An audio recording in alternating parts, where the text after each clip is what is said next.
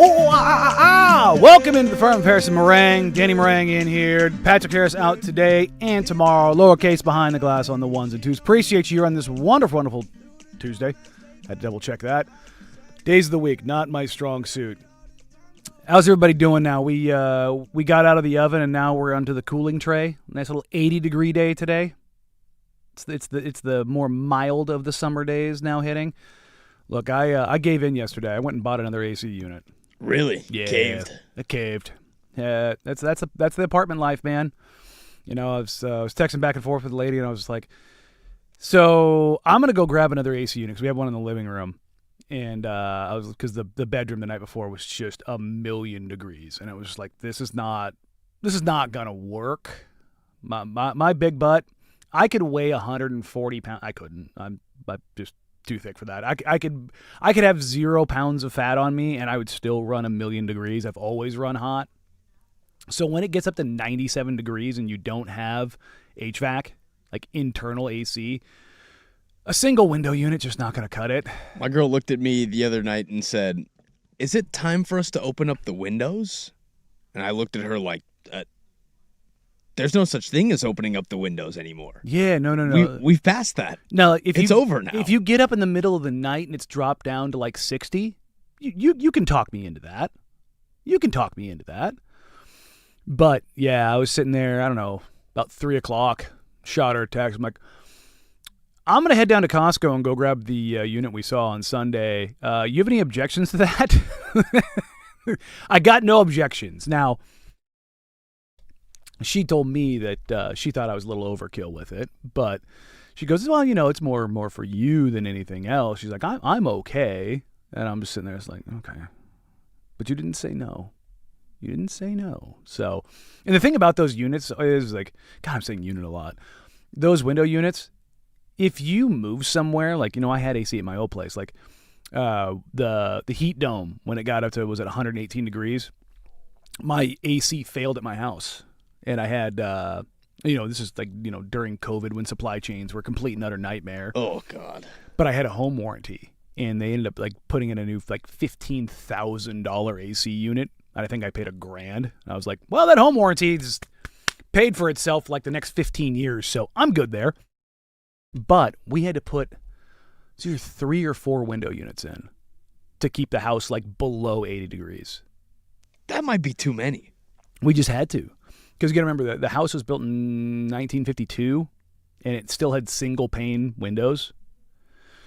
So whatever the temperature was outside was like what it was inside. Yeah. So that'll do it to you. I remember my electricity bill that month was like $340 or something like that. It was crazy, but I didn't die, so that was cool. Well, yesterday I worked out like a psychopath. My parents' garage is where I do most of my chest days, because they just have a weight bar in there since COVID. And, well, let's just say the sun starts to set and just goes directly on the garage. Ooh. And so that garage is pretty much a sauna. I locked myself in there for about an hour and a half and just grinded out a workout. One of the more exhausting feelings, also, like the second that I got to the AC, it was like I was a new human again. It was like a cryo chamber. It was the best. I love that. One of the window units is right next to the couch in the living room. It's a leather couch, and so the stickiness factor pops up, and I'm like, it feels like it's a little cooler in here, and I went to move, and it was just as my leg peeled off the couch, and I was like, well, I think it's still pretty warm in here. Yeah, leather in the summertime. Don't get me wrong, man. I love a leather couch, but like there's the trade-off, right? If you have the leather couch, you have to keep it cool.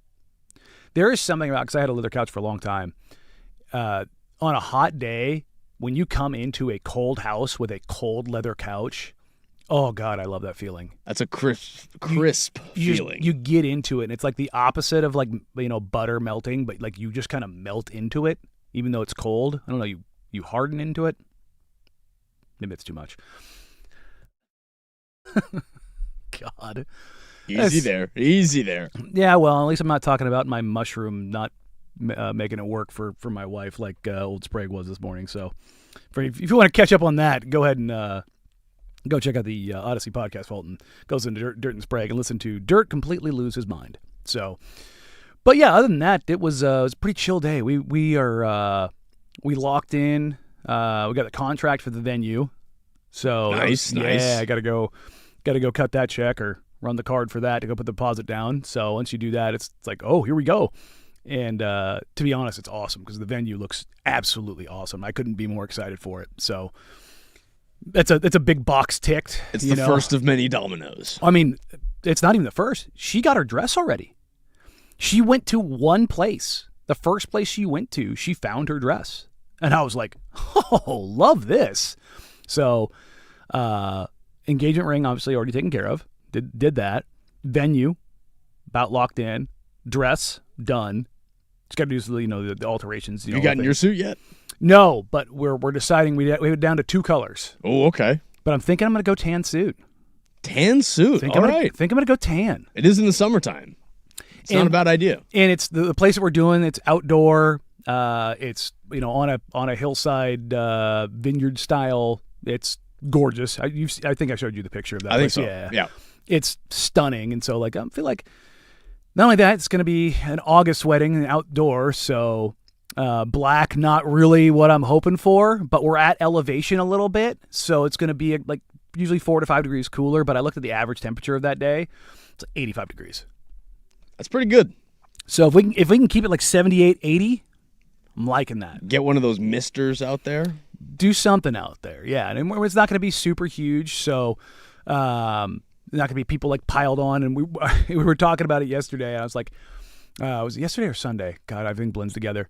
I was like, how long do you want the ceremony to be? And she's like, let's keep this thing moving. Wrap it up, get to the party time. I'm like, all right, cool. So we're putting time frames around things. We're looking at caterers. We're doing all the things. And then, launching a bakery business alongside that. So it's like, we're not busy at all. You're just going to have the Dave Chappelle wrap it up sign. Just a wrap it up box, yeah. For people's speeches. Yeah, no, we're keeping that. I think we've decided we're not going to do a bridal party. Just me and her up there, just to simplify things and, again, keep it moving. Keep it moving. Nice, so, man. That'll be fun. It's, it's going to be awesome. Please, God, give us good weather. August is usually pretty safe weather-wise. So. Well, my best friend, he's just texting me right now. He just got his certificate of ministry. Oh, there you go. I'm kind of frustrated because this has been a running joke that I've had since June of 2013. I've been an ordained minister since I was 13 years old. You can do that? You can do it online. Not very difficult. I thought you had to be 18, though.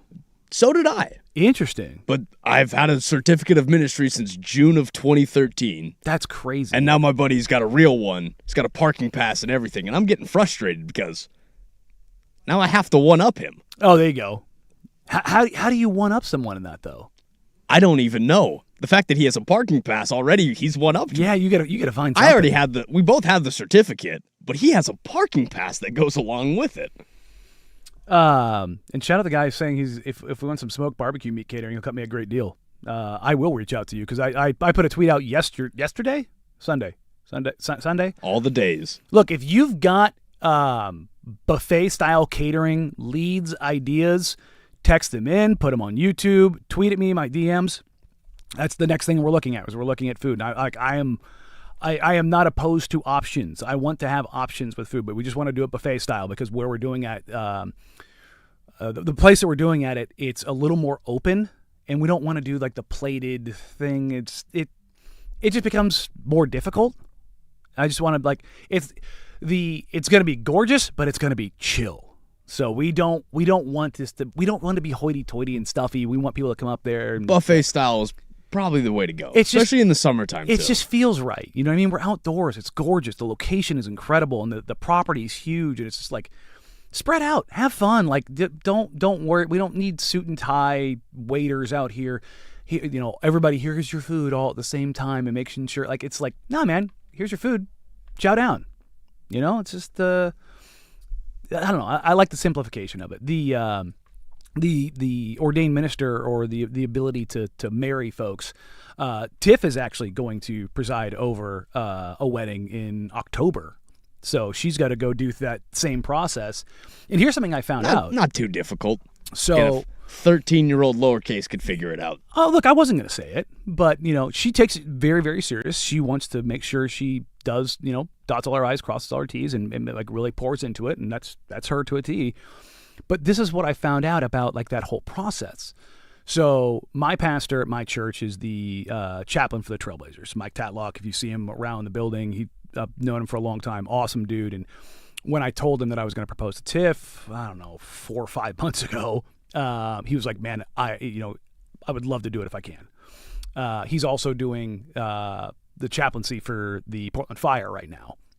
And when I told him the date, he's like, the Fire play that night. So he's like, I can maybe make it, maybe. And I was like, look, man, I don't want you to have to, because I think he's officiating a wedding the day before somewhere else. So he's just all over the place. But he told me, he goes, if there's somebody else here in the church that you want to do it, he goes, quite literally by the power vested in me in the state, I can nominate them, and that's done. So they don't have to go through the process. But in the state of Oregon, a pastor can actually, within the church, if they want to, they can just say, it's literally the power vested in me. And I was like, oh, really? He goes, yeah, it's pretty cool, huh? And that's how I one-up him. There you go. That's how I do it. There you go. No, you went through all the steps. I went, he's that guy. Yeah, you just have the pastor give you the power vested in him. I'm gonna need you to give me the connect. I'll hook you up with Tatlock. Tatlock's awesome dude. But the guy that we're gonna have do it is a guy who brought me back to the church, which led to me meeting Tiff. So I met cool, man. Met him out on the golf course. So all comes full circle. So it's really cool because they're really involved in our life. So it's like, the other thing I found out about this is that I don't want to say it's a racket, but like, if you don't know that you can do that, there are people who do that for a living, and they charge anywhere from like $300 to $500 to go marry people. And I'm just like, y'all know you can just go to a church, right? And like, or a lot of courthouse. Well, I mean, but a lot of them will do it for free, but at most they'll charge you like $50 to $100 at most. But meanwhile, people who don't know that go out there and pay $500 for it. I mean, go get your money, but hey, guys, you don't have to do that. So I'm what they call the backup plan. There you go. Again, if you go out and you get the guy that you need to get, but if he can't make it and something comes up and it's an emergency, you just I'm that guy. Go into the pen. Go to the pen. Go to the pen. Tap the arm. Well, if you're watching on YouTube, thank you so much. And you're probably looking at me wearing my glasses. Yes, I lost the battle to the allergies and had to give in. So we are rocking glasses here for the next couple of days to let my eyes actually recover so I can actually see straight, because I went through 3 pairs of contacts in the last couple of days. Oh, speaking of changes and having to rub your eyes over and over and over again, if you've paid attention to the Texas Tech Big 12, Brendan Sorsby of it all over the last 15 hours, if you weren't aware of what was going on, boy, have you gotten a crash course in legal matters. Where this was 24 hours ago to where it was today, we'll attempt to walk through the timeline of events and everything that has happened that has gotten us to where we are now with Texas Tech, the Big 12, and Brendan Sorsby. We're going to probably spend a couple segments on this. So we'll get to that next year on the Firm of Harris and Marang, 105.1 The Fan. The biggest...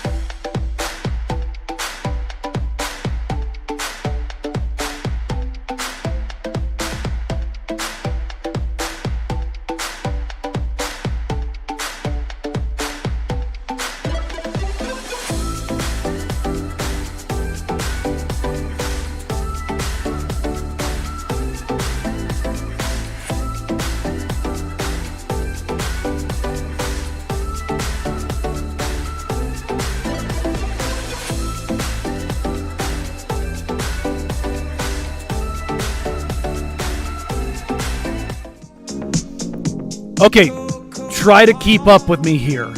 This is not a me thing. This is a flurry of legal action that has taken place over the last 4 days, starting on Friday, going into last night. And let's pick this up where Brendan Sorsby's legal team has won their court case. I shouldn't say won their court case. They won, air quotes, around getting their injunction preventing Brendan Sorsby from playing in college football. And I said it last week. On that grounds, they had legal standing.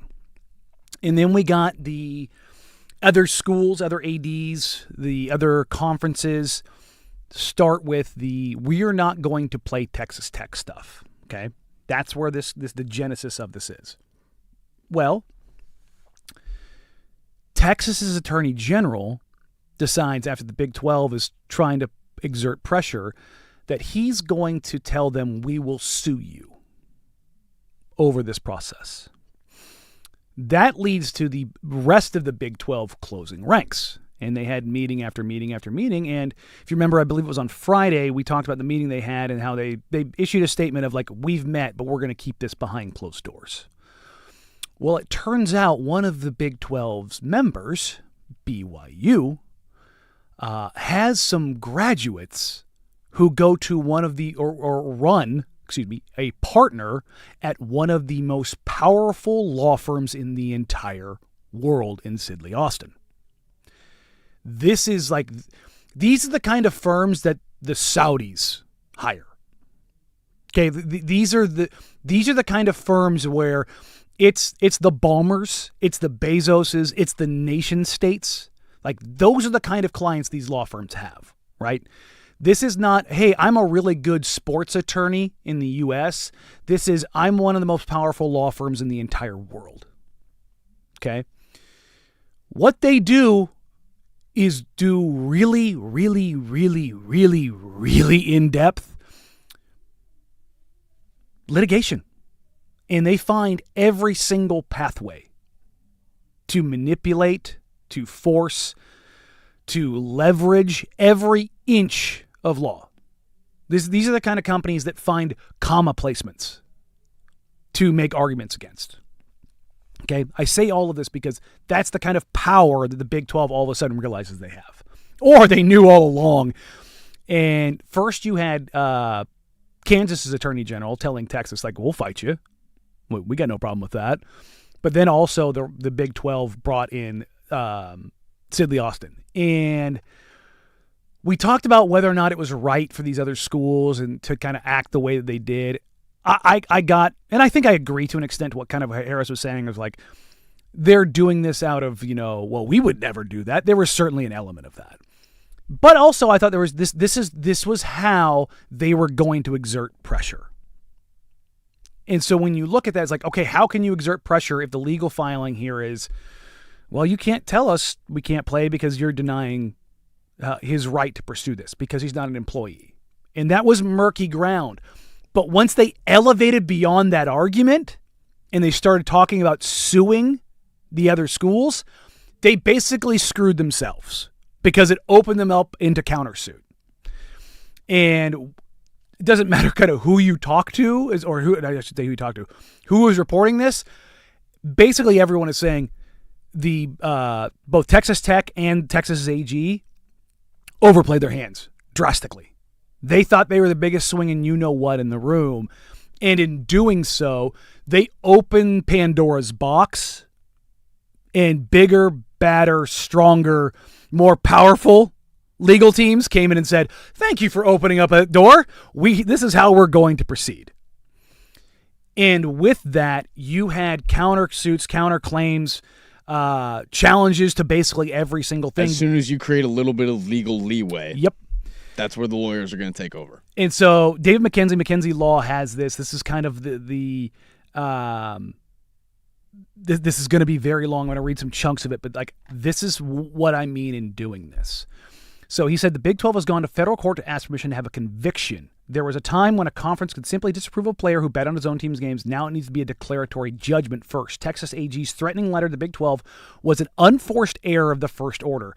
Strip it out and there's no lawsuit because there's no justiciable controversy. A conference privately mulling sanctions vote isn't a case, it's a meeting. The AG's $200 million per se antitrust threat is what manufactured the ripeness. They handed the Big 12 the hook and let Sidley walk into federal court in Dallas with a complaint instead of a press release. So by doing this, they opened the door. And by they, I mean the Texas AG, which allows them to also pursue Texas Tech in this. Okay? Texas AG Paxton, his office didn't just pick a fight. It wrote the other side's standing argument for them, then signed it. Now Texas Tech and the AG get to defend a theory the Oklahoma AG already called facially absurd in a real courtroom against a national firm on its home turf. The letter was meant to intimidate. It functioned as service of process. Basically what that is saying is your arrogance opened the door to this. You thought you were untouchable. Let me show you that you're not.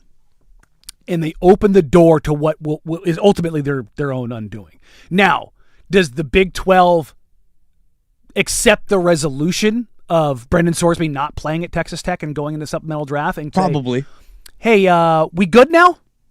We good here? Because if we're not, it's just the biggest definition of strong arming that we've ever seen. And the thing is the Texas AG thought he had it's a little bit of poker. Thinking you have the strongest hand at the table, pre-flop. It's like, well, I got pocket kings. That's great, but they have There's pocket aces. There's a whole lot of river. Yeah, and they've got pocket aces, and one just popped on the flop. So what are you going to do? And that's nobody is arguing that Brendan Sorsby's original case is something that was not justifiable or not on firm ground. That's the thing about this, is that had they just stuck with you need to let him play because it infringes upon his rights, they were good. Like there is not a legal brief standing or anything or anybody saying, you know what, they had that wrong. They were right. Because then Texas Tech still can do hey, we just wanted to support the guy and just his football process. Yes. That's all we wanted to do was support the football of it. But the threat, the antitrust threat, made it a different course of legal action. And it opened up those doors and you went, oh, crap. What do we do now? The question becomes out of this is, and we'll get to the Sorsby side of this, how much does this impact the NCAA? How much does this impact not just college football, but college sports? Because the key phrase in all of this is what? Antitrust. Well, what is that piece of legislation that's trying to go through right now? It's trying to place antitrust privileges on the NCAA. And what is the NCAA trying to do? They want it. What's the Protect Sports Act also doing? Well, that's what I'm saying. That Protect Sports Act it gives them the ability to be immune to antitrust action. Mm-hmm. So the NCAA, I don't know if anybody's noticed, has been very quiet. They've been very quiet because this thing cuts both ways. It's like, well, they're using antitrust to go ahead and take this down, but we also want the antitrust exemption. So if we had the antitrust exemption, we wouldn't be able to do that. We want it for the money, but the power that it provides. Yeah, it's like it's all of a sudden it's this situation where you're sitting there going, "Ooh, buddy, this is." And again, the easiest way to go about this is obviously to make them employees, but in order to do that, they're going to want the antitrust exemption. It's like, yikes. So there's a lot to this. So I want to get into this last little bit before we go in there. He also, this lawyer brings in, but it cuts both ways. Baylor was sanctioned after findings through process for institutional conduct. Again, the Baylor court cases that led to them getting punished severely. The Big 12 wants to sanction Texas Tech preemptively for fielding a player a Texas court has enjoined the NCAA from declaring ineligible. Okay, that injunction is the elephant in the room, And they said this paragraph works hard to not to look at it. It says this isn't about an injunction, but it is. The District Court of Lubbock County enjoined the NCAA from barring Brendan Sorsby from practicing or playing for Texas Tech on a $5K bond through a trial not set until February 2027. The practical effect is Sorsby plays the 26th season. The Big 12 now asks a federal court to declare that it may bar Texas Tech from competing for letting him. Strip away the labels, and the conference is asking one sovereign's courts to restore the very exclusion another sovereign's courts just lifted, relabeled from NCAA eligibility to conference governance, but to an identical result. I'm going to get my pound of flesh.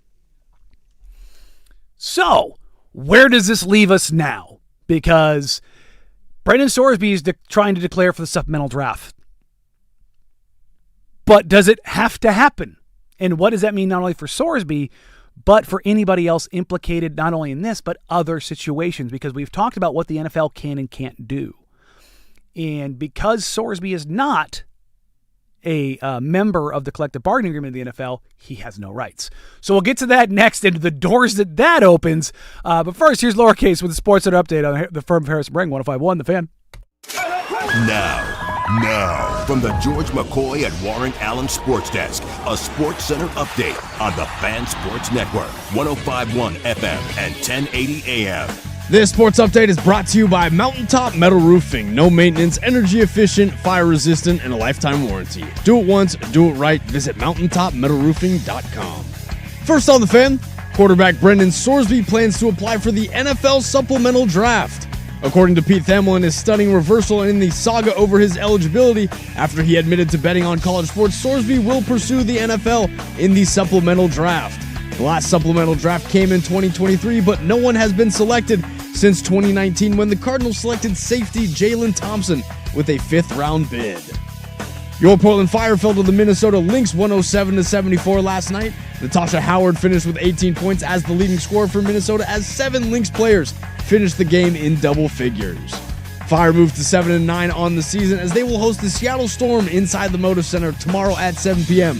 And make sure to catch all the coverage for tomorrow's game over on 9:10 a.m. when pregame tips off at 6:45. Over to the World Cup has some updates for you as we had 4 draws across the group stage yesterday. If you missed it, Spain and Cape Verde had a 0-0 draw. Belgium and Egypt drew 1-1. Saudi Arabia and Uruguay wrapped up their match with a 1-1 draw, and Iran and New Zealand drew 2-2. 4 more World Cup group stage matches for you today as France will take on Senegal today at noon. Iraq and Norway will kick off at 3 p.m. Argentina and Algeria will kick off at 6 p.m. And wrapping up tonight's slate of World Cup matches will be Austria taking on Jordan for a 9 p.m. kickoff. And for more sports scores and stories in 30 minutes, I'm Casey Smith from the George McCoy at Warren Allen Sports Desk. Hurt, missing work, insurance companies acting like jerks? Don't call your mom. Call George McCoy at warrenallen.com. Your home for Seahawks.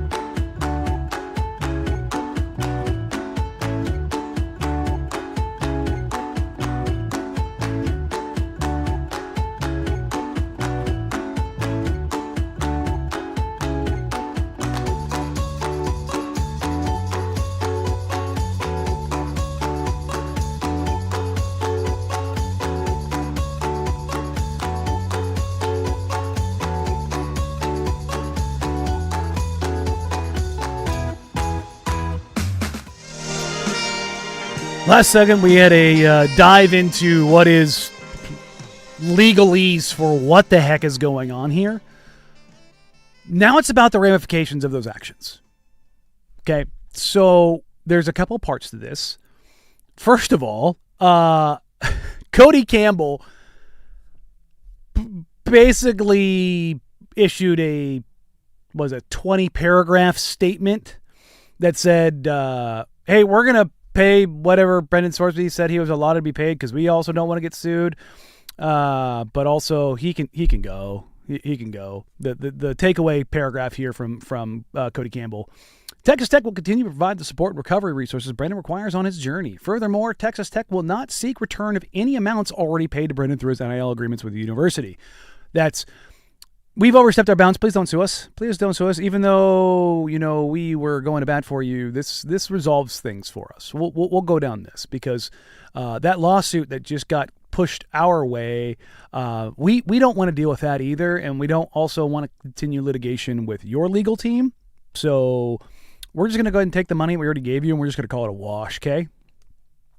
Cody Campbell has played this about as badly as you could. And remember, he's also a guy who helped on the Save College Sports Act. He's very involved with that. So if you're trying to draw some lines of another reason why I hate that bill, beyond the government being involved, it's just take a look at who's involved with it. And now I'm just talking from the political side, just the donors and the optics side of it. Again, we bring up optics a lot on this show. Every last bit of it. It's like, this seems like a power struggle where people in power are trying to grab power through the legal framework and not just doing what needs to be done. I can't remember who said it, but the gist of it was, maybe we should stop trying to ask the people who broke it to fix it. Maybe that's a good idea. So true. It's like, we need to get the government involved. That's never the answer. I promise you, that's not the answer. The biggest, slowest, dumbest machine on the face of the planet is not the answer. Politics aside, not the answer. Just gotta go ahead and throw that out there. Now, what does this mean for Brendan Sorsby? Well, he's trying to declare for the supplemental draft, which, for those that don't know, the NFL basically decides whether or not they want to have one. And they don't have to. They don't have to have it. Here's where the next, I don't want to say legal framework comes from, but you look at it and you go, okay, what does this look like? Well, Brendan Sorsby can declare for the supplemental draft, but as I stated as we went through the break, the NFL is not legally required to have it. Because Brendan Sorsby is not a member of that union, he is not beholden to any of the rights guaranteed to said union. Only 46 players have been picked in the supplemental draft since it was first put into effect in 1977.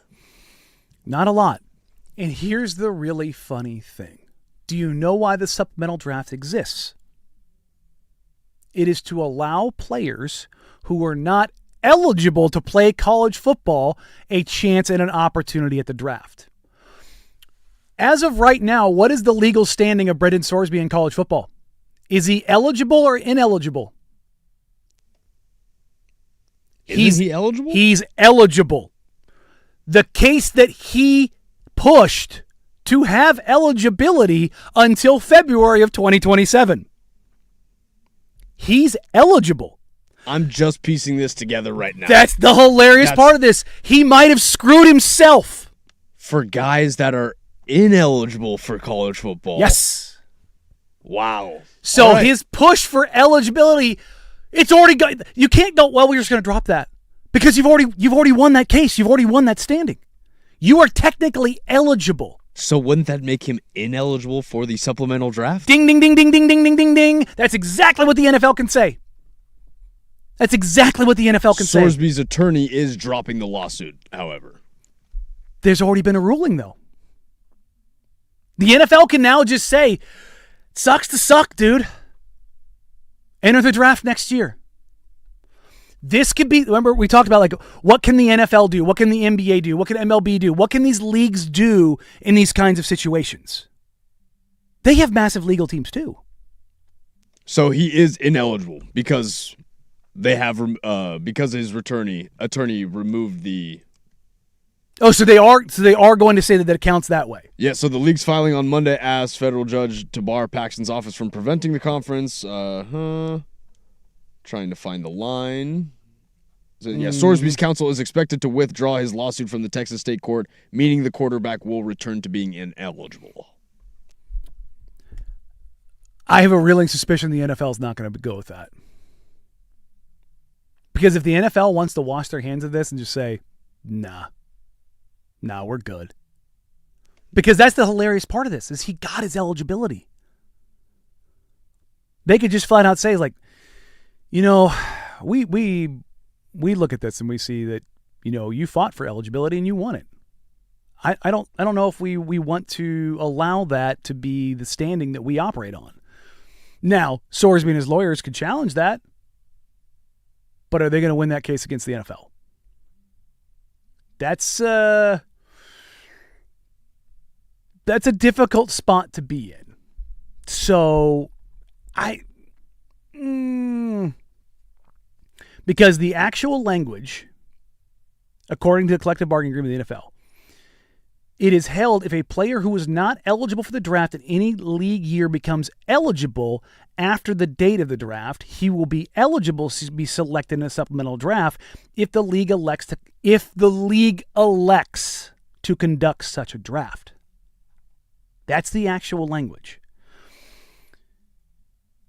Now, his lawyer, Kessler, said, it is now moot, so we will withdraw it, who added there are no concerns about Sorsby being eligible for the supplemental draft. Meanwhile, NFL spokesperson Brian McCarthy has declined comment because they're going, we're going to go ahead and take a look at this real quick and see how this shakes out. If the NFL wants to say, you know what, we don't actually want to deal with this, we'll sit this out and we'll allow the legal process to be the legal process, because he was found eligible, now he's going to withdraw it and be ineligible. So why would that change his draft standing? Because again, the language of it reads from the collective bargaining agreement, if a player who was not eligible for the draft in any league year, which he was, becomes eligible after the date of the draft, which technically he was for a period, he will be eligible to be selected in a supplemental draft if the league elects to conduct such a draft. That last line, if the league elects. So this is all just based off of how the NFL perceives his talent. Is he worth the squeeze? Is he worth it? Was Terrell Pryor worth it? Was Josh Gordon worth it? That's the conversation teams are having. Yes. Now, how many teams would it take to push leverage on this?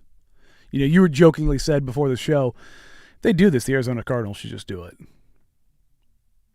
The Cleveland Browns should probably do it too, because they're going into camp with Shedeur Sanders and Deshaun Watson. So, according to CBS, I got 8 teams that possibly it could work out for. Arizona Cardinals, Carolina Panthers, Cleveland Browns, Detroit Lions as a backup for Jared Goff, Indianapolis Colts, Miami Dolphins, New York Jets, Tampa Bay Buccaneers. Is that enough teams? Is that enough teams with leverage to make it happen? Probably. I think so, man. It's 25% of the league. Yeah. Overwhelming talent overwhelms. If talent's good enough, they'll just say, yeah, it's fine. It's fine. I don't know. We'll figure it out. All right, we're going to come back to this because it has been over the last couple of days. It just keeps evolving every couple hours, but it's all so very dumb. And again, I want to get into later in the show what this means for college football and whether or not this serves as a point, a spark point or a leverage point for college football for them to get their arms around all of this. But let's pivot to the NBA. I was going to talk about this yesterday, but there's some news, some notes, some updates of note, I guess I should say, around Giannis Antetokounmpo, as well as other stars, as the NBA offseason has officially began with the end of the NBA Finals, and we are now a week away from the NBA draft. So what changes, what news, what trades, what things around all of that can come out going forward? We'll get to that next year on the Firm of Harris and Marang, 105.1 The Fan.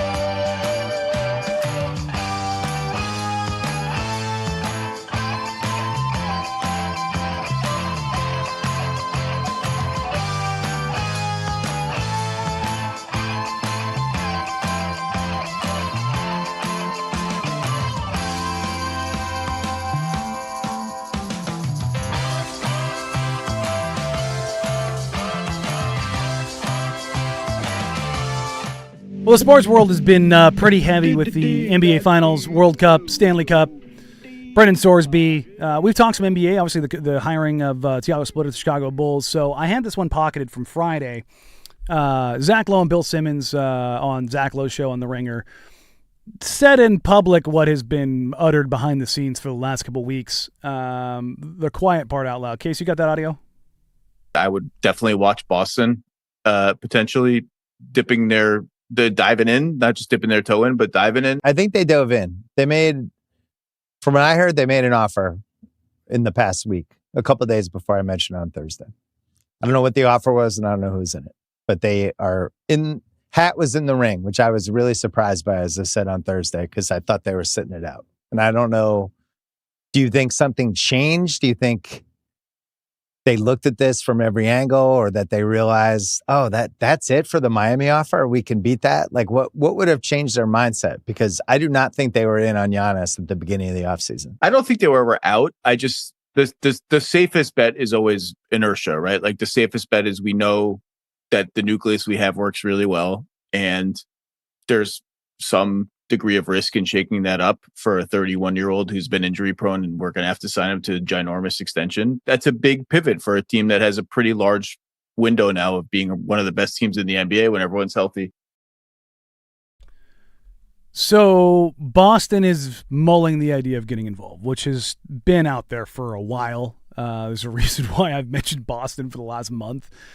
Now, whether or not they're doing this to make Miami put everything on the table, Khalil Ware, Tyler Hero, Jaime Jaquez, Kasparas Yakashionis, Nikola Jovic, and all their draft capital, just so it costs them more, or if other teams are going to get involved. That's ultimately the question, right? Because it's not just Miami that Giannis would sign with. I've been told that there's 5-6 teams that Giannis would willingly sign the extension with. What that means, though, is you're hearing more and more what everybody outside of Miami has been saying from the jump. Brian Windhorst on ESPN this morning. Here's the issue. The Bucks seem to not be in love with the Heat's offer and continue to discuss trade packages with other teams, team sources say.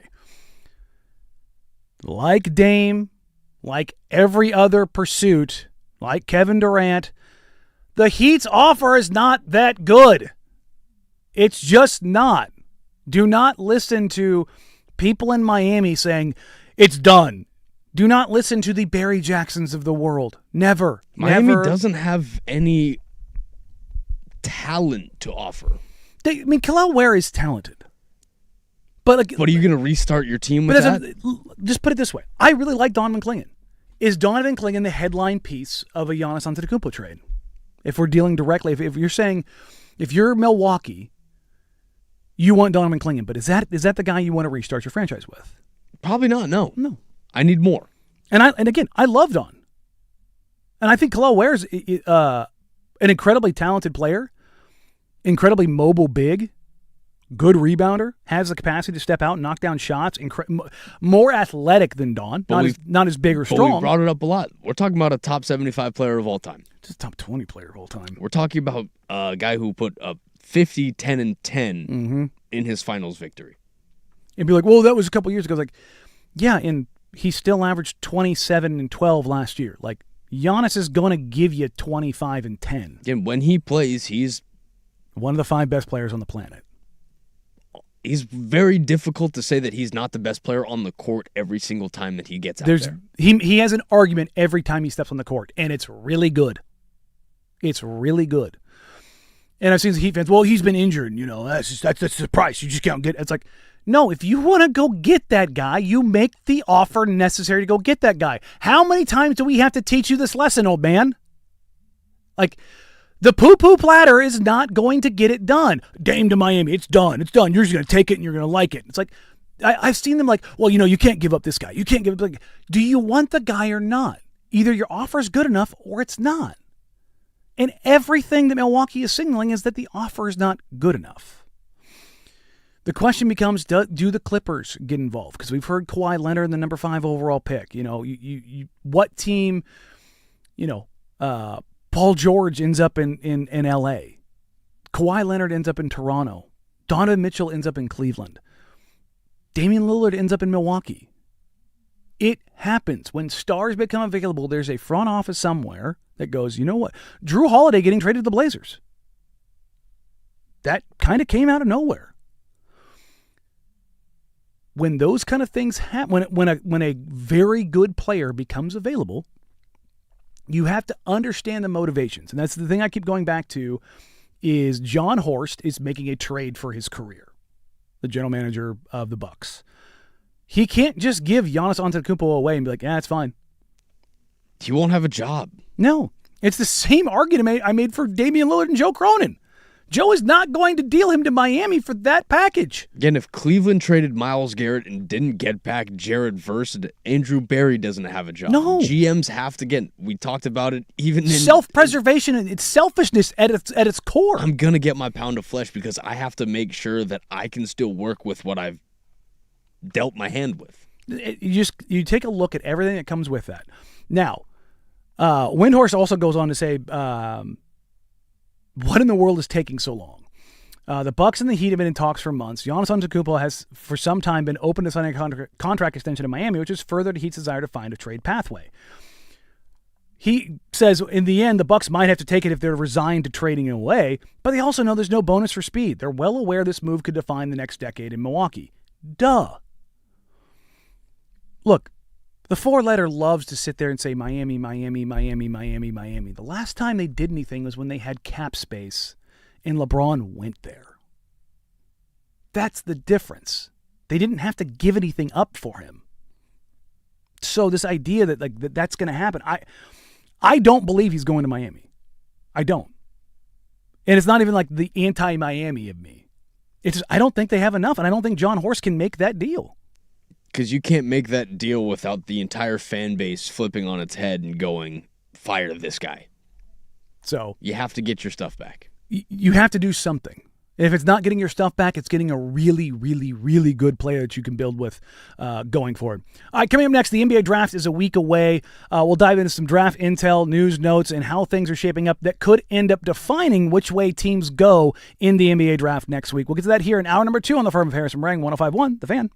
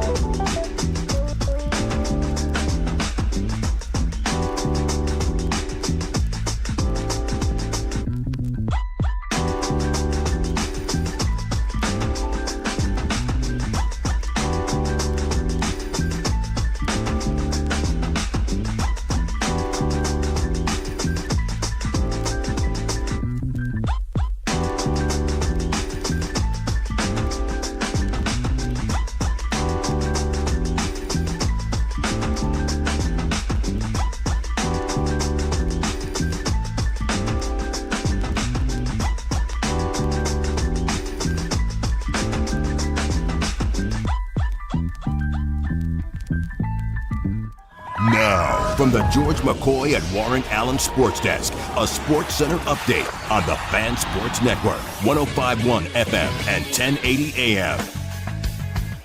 First on the Fan, quarterback Brendan Sorsby plans to apply for the NFL supplemental draft. According to Pete Thamel, a stunning reversal amidst the saga over his eligibility after he admitted to betting on college sports, Sorsby will pursue the NFL supplemental draft. The last supplemental draft came in 2023, but no one has been selected since 2019 when the Cardinals selected safety Jalen Thompson with a 5th-round bid. Your Portland Fire fell to the Minnesota Lynx 107-74 last night. Natasha Howard finished with 18 points as the leading scorer for Minnesota, as 7 Lynx players finished the game in double figures. Fire moved to 7-9 on the season as they will now host the Seattle Storm inside the Moda Center tomorrow at 7 p.m. But make sure to catch all of the coverage for tomorrow's game over on 9:10 a.m. when pregame tips off at 6:45. Over to the World Cup as we had 4 draws across the group stage yesterday. If you missed it, Spain and Cape Verde had a 0-0 draw. Belgium and Egypt drew 1-1. Saudi Arabia and Uruguay wrapped up their match with a 1-1 draw. And Iran and New Zealand drew 2-2. We have 4 more World Cup group stages matches for you today, as France will take on Senegal today at noon. Iraq and Norway will kick off at 3 p.m. Argentina and Algeria will kick off at 6 p.m. And wrapping up tonight's slate of World Cup matches will be Austria taking on Jordan for a 9 p.m. kickoff. And for more sports scores and stories in 30 minutes, I'm Lowercase from the George McCoy at Warren Allen Sports Desk. Hurt, missing work, insurance companies acting like jerks? Don't call your mom. Call George McCoy at warrenallen.com. The home of prime time.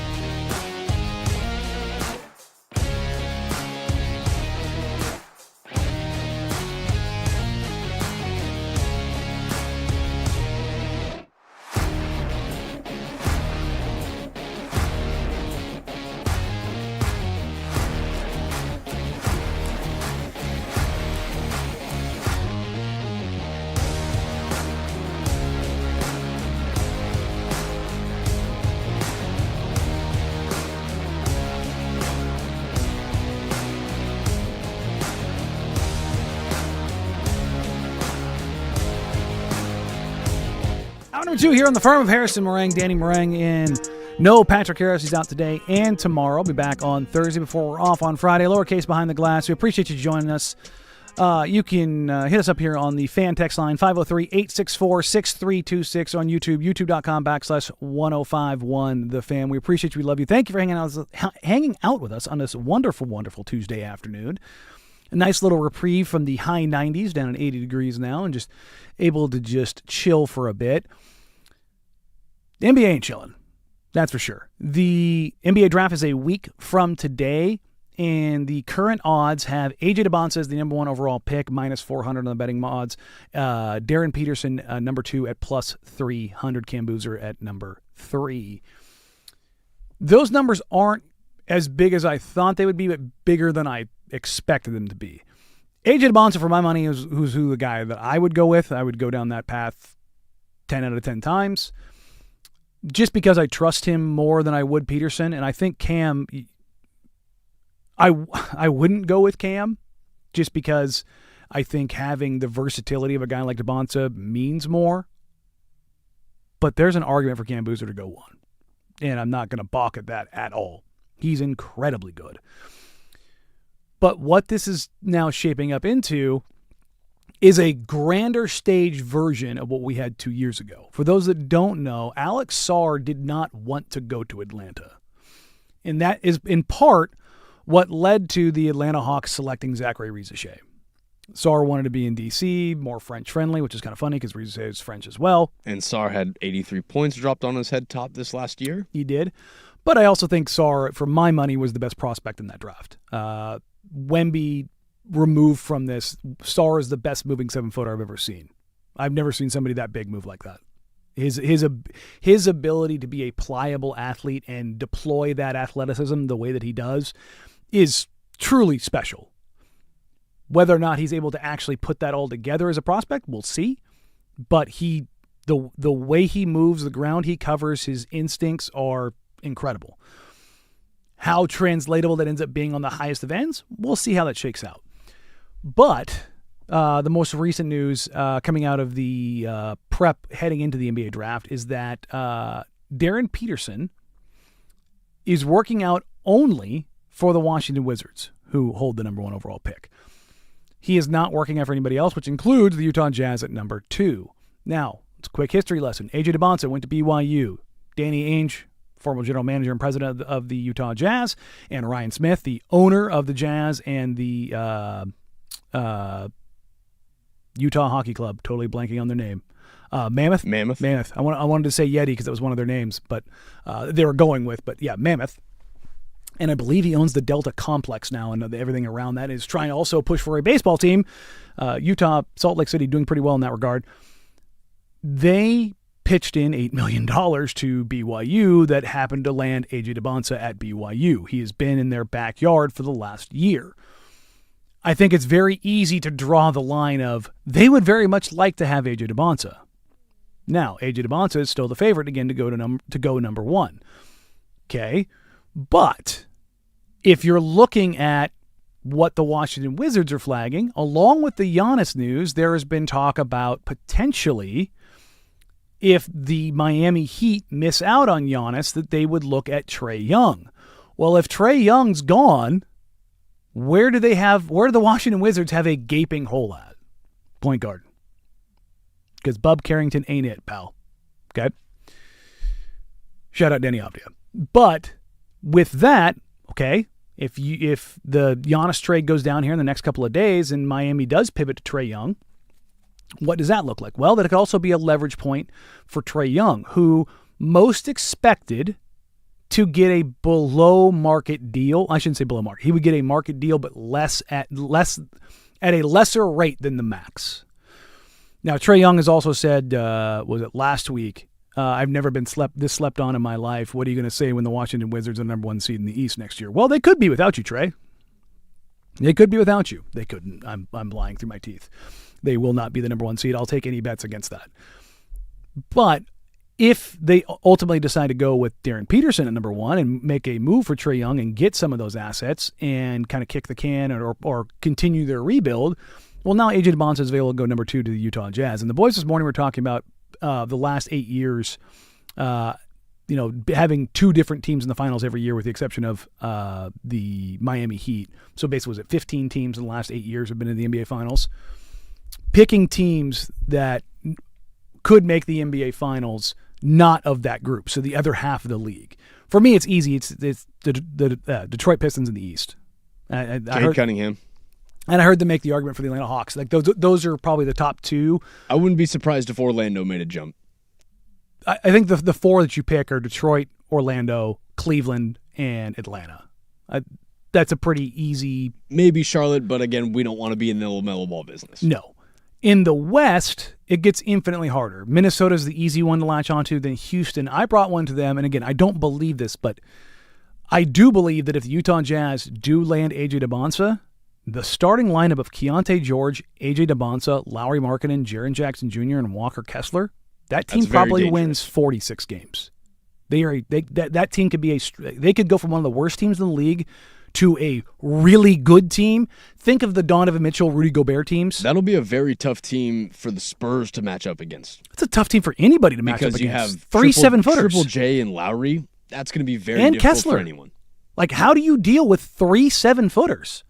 Like, Lowry can shoot the crap out of the ball. He's a great cutter. Like, if you're going to put a long defender on somebody, who do you put him on?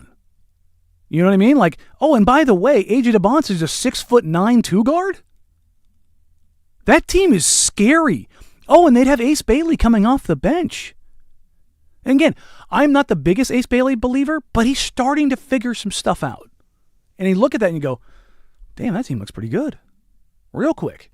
And so you start kind of slotting these things, right? There's been some talk of Atlanta looking to get involved if Boston's involved. Well, if Atlanta ends up with Jaylen Brown, well, are they going to keep that lineup or are they going to try to move some things around? That 5 would be Jaylen Brown, C.J. McCollum. I think CJ's your sixth man. I think you're going Dyson Daniels, Jaylen Brown, Jalen Johnson. Where they kind of have to figure it out is at the 5, whether or not, because they've gone back and forth with Kongwu. Mm-hmm. But you start looking at that team, like that team all of a sudden ends up being huge. Their creation is a little limited, I think, but they're still asking a lot out of Jonathan Kuminga. But mm-hmm. And Reza Shea. But I would imagine Reza Shea, Kuminga would probably be pieces that go out. I don't know how many teams are super interested in those guys. But again, I keep going back to Giannis being the domino that does everything, but it also does stuff for the draft. Because there will be draft capital in this draft that ultimately ends up getting moved, I believe. Now, whether or not that's the Bucks getting their picks back from the Blazers as well as the swaps, or people slotting themselves higher in order to just get that a little more value. Mm-hmm. And then do the Bucks? Let's just say they do a deal with the Celtics, and Jaylen Brown ends up in Portland. Not my favorite deal, but I'm not against it. But they get that back, and they get Shaedon Sharpe, Scoot Henderson, Jeremy Grant, and they go, you know what? We're going to flip Shaedon Sharpe or Scoot Henderson or both to another team to try to get a draft pick in this draft. We're going to take on some more salary here to move this around. Like, I think what the Bucks are trying to do is very, very, very similar to what the Blazers did with Dame. Get the most assets and then try to move pieces around. Remember, they got Robert Williams III and Malcolm Brogdon. They've flipped Drew Holiday from the Bucks to the Celtics for those pieces. They get Tumani Kamara. They get off Yusuf Nurkic. You get off Anthony. Well, that was to flip for Drew later, but they take the Malcolm Brogdon and some of the draft capital, flip that to Washington a year later for Denny Avdia, and now all of a sudden, like, you kind of have to look at it's the long tail. You have to get assets that you can then flip to keep flipping, which is kind of what Washington has done in acquiring Anthony Davis and Trae Young. You bought really low on them. If you have to keep them, fine. If you have to keep them for a year, the Blazers did it. But you can also still sell high on them. You can make money on the investment. Yep. Or at worst, come out net neutral and you're just floating cap space until then. And those are the kind of things that one thing is going to lead to another, which is going to lead to another, which is going to lead to another. And somebody texted on the text line, why wouldn't DC just try and work out a trade with Utah to move up to the number 1 spot? You could get some extra assets if Utah wants him so bad. That's something I think you could probably discuss, but I also believe that the Utah Jazz would be perfectly fine with Darren Peterson too. This whole idea of like, well, Darren Peterson's only working out for the Wizards and that's it. They did this literally last year with Ace Bailey. Ace Bailey's then quasi-agent who, buddy, you want to talk about a guy who does not know what he's doing. That was the guy that you saw, if you saw it on Instagram or on socials, mean mugging the camera and doing the chin rub back and forth like he was holding down the block. And it was like, brother, what are we doing here? Like, this is not how agents conduct themselves in public. You are not doing your client any favors. But the Utah Jazz basically said, we'll call your bluff. We'll go down that path. We have no ifs, ands, or buts about that. Ace Bailey, you are a Utah Jazz because we see you as a higher level asset. We're going to go with that. So those are the things that are setting the table right now. And you kind of take a look at it and go, okay, what do I do with that? Just a reminder, it is a Tuesday afternoon, free consultation, no Harris, so you're just going to get me and Case absolutely hammering you down. Anything that you have, do you need advice? Do you need a gentle nudge one way or the other? Free consultation, we'll get to that at 12:15 and 12:30 if we get a couple more extras. Anything that you have in life that you need advice on, that you need some guidance on, go ahead and send those in 503-864-6326 or on the YouTube, youtube.com/1051 The Fan. We're going to pivot out of the NBA for a little while. We talked about this a little bit last week, the 2-track course that the PGA is looking at doing. And, well, the face of golf doesn't really like the sound of it so far. Rory McIlroy chimes in. We'll get to that next year on the Firm of Harris and Marang, 1051 The Fan. The Fan.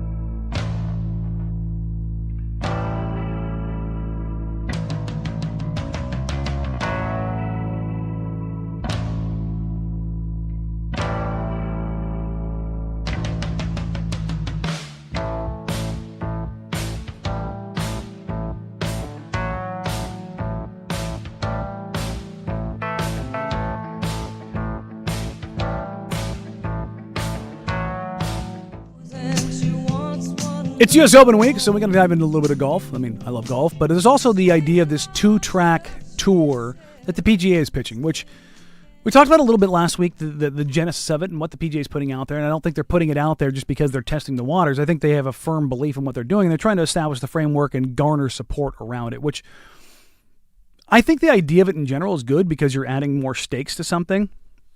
But it also has the possibility of doing kind of what we talked about in college football, which is it turns into a world of haves and have-nots. And that part of it, that division, is something I think has some merit on both sides. And Rory McIlroy, who I would argue pretty clearly is the face of golf, both in the U.S. and in the world. 100%. Him and Scotty Scheffler, I'd say, are the two faces of the sport. I would say Scheffler's better, but Rory is more face because of his Rory's willingness. the personality. Yes, too. he's like, again, Scotty Scheffler, faith, family, golf. He has the pecking order, and I respect the heck out of it. He stands by what he is, who he is, and he doesn't need to be in. And again, I don't think it's Rory necessarily needing to be in front of it, but I think the PGA needs him to be in front of it. Somebody has to be the face, and I'll tell you right now, Phil Mickelson ain't going to be the face of anything after getting thrown off of a course within hours of being accused of touching somebody inappropriately on a private course. So I don't think we ever got to that. That was wild. So Phil, don't be a dirtbag. Not that hard yet. Here we are. But Rory McIlroy was sitting down for a press conference, and he said, I just think there's going to be certain events that might lose their stature if a sponsor doesn't pony up $30 million. So that's the tough thing. At an event like last week, the Canadian Open, potentially going to one of these track twos, I don't think the Canadian Open should be one of those. Who sponsors? I should have looked this up. Canadian Open sponsors. Who's the main sponsors? Turkish Airlines, BDO, and Cayman Islands. It's a Puma and Levelwear, the Keg, Coca-Cola, Cottage Springs, Sleeman, and Matt and Steve's, and then Avis and Go Transit. As well as Audi is their premier partner. Those sponsors linked to Rory McIlroy. That's the question here. Because if that's the case, hey, you know what? I want to give Rory some credit here. He is not, according to this, endorsed by any of those brands, which I didn't expect. And maybe that's a little bit of cynical of me, but typically there's usually a hidden agenda here. And I'm not just saying this, but for Rory, I'm just saying in general. Propaganda's a real thing. No, you got to go to bat for your sponsors. That's part of the deal when you sign the contract. But again, with that being said, props to Rory. He thinks that maybe this isn't just being the best part of this. He goes, there's all sorts of questions. Looks like it's more 28. He's talking about 2028, just because of the complexity and not only the competitive model, but also the commercial things you need to actually put a new competitive model in place. I'm sorry, that's not Rory. That's Rolop, who's the CEO of the new CEO they just hired because they got rid of the old one. That's Brian Rolop. Again, let me run this back again. It looks like it's more 28 just because of the complexity of not only the competitive model, but also the commercial things you need to do to actually put a new competitive model in place. So I feel good where we are, but I also had expectations that it wasn't going to be easy. For those that don't know the track 1, track 2 methodology that they're looking at, the proposed track 1 is to include 15 to 18 tour events plus the 4 majors and players championships. Golfers competing in track 2 would compete to be elevated to track 1 the next season. There would be about 20 to 30 spots available per season, not including the 10 golfers who would join the PGA Tour from the DP World Tour. Again, this is the relegation system that we pretty much have been discussing at Golf Takeover. This is adjacent to that. Did you see what Mauricio Pochettino said? No, I didn't. He said basically American soccer players are losers. And it has taken him a year and a half to get them to get out of this mentality.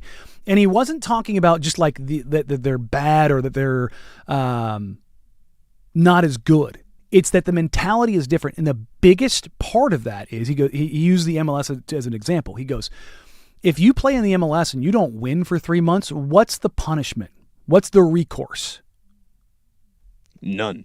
Coach gets fired. You might get traded. Your coach gets fired, or you still have a job somewhere else. So what he's saying with this is, because there's no promotion and relegation, there's no like push, that mediocrity is allowed to set in. People get comfortable. And I think there's probably some not even kernels, there's some truth to that.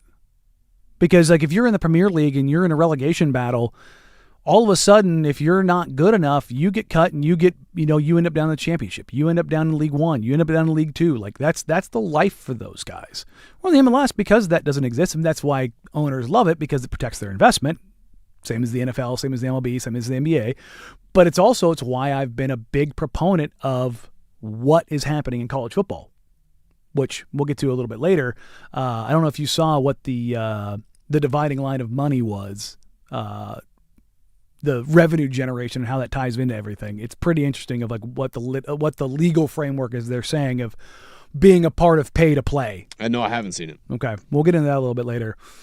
But back to this, the 2-track. This is what I mentioned adjacent to this when they brought this up. It was the competitive nature, although not the same, but of Live Golf that I think forced their hand. And this is what was said coming out of it. Live created this false economy where we had to up prize funds and had to cut fields and try to support the top players and all that stuff. That's from McElroy, which I think needed to happen. Okay, so think about what he's saying there. He is saying this false economy and putting money in that didn't need to be there, but also, hey, I think that needed to happen. And he goes, I think that needed to happen because that was the only way to retain the talent at the time. But now that Live looks like it's less of a threat, I think, as I said, the old ways of the PGA Tour weren't actually that bad. I got my money, so we're good here. We're good here. He wants to... What does this sound like? Does this sound like the NCAA to you? My cake and eating it too. Hey, it was fine.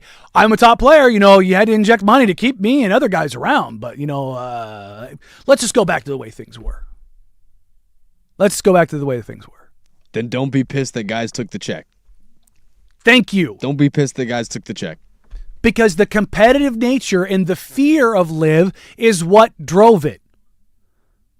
He is literally saying exactly the same thing that Pochettino is saying. Y'all got comfortable. There's no recourse. The PGA got comfortable.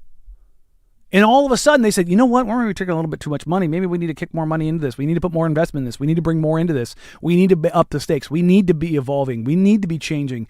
It doesn't mean you need to get away from the core of what you are, but pretending like just putting the blinders on and going, la da da da da da da, it's totally fine. Because that's not the reality. There's nothing about that that's real.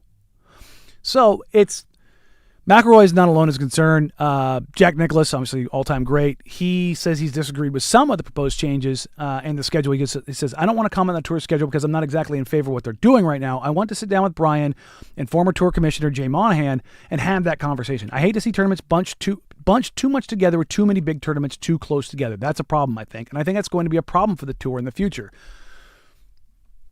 At what point in time does too much golf become too much golf for golf? I don't think we're there yet. Do you? I don't think we're there yet either. I think all the outside stuff, whether it's the virtual golf competitions, whether it's Live, the more accessible and the more that we actually get to watch the people that we care about play the sport, the more juice the sport gets. Yes, I tend to agree. All right, coming up next, I have to work this story in because, again, I don't know if I buy that it's real, but it is such a great allegory for everything American. The Japanese soccer fan who came to came to the USA for the World Cup and it was chipped to death. We have got to get to that because it's just too good to ignore, and I love a good story that comes out this way. We'll get to that next, but first, here's Lowercase with the Sports Center update on the firm of Harrison Marang, 105.1, The Fan. Now, from the George McCoy at Warren Allen Sports Desk, a Sports Center update on the Fan Sports Network, 105.1 FM and 1080 AM. This sports update is brought to you by Langdon Farms Golf Club. Good or bad weather, the golf course is always the driest around. Download the Langdon Farms app today to get all the latest news and specials. First on the Fan, quarterback Brendan Sorsby plans to apply for the NFL supplemental draft.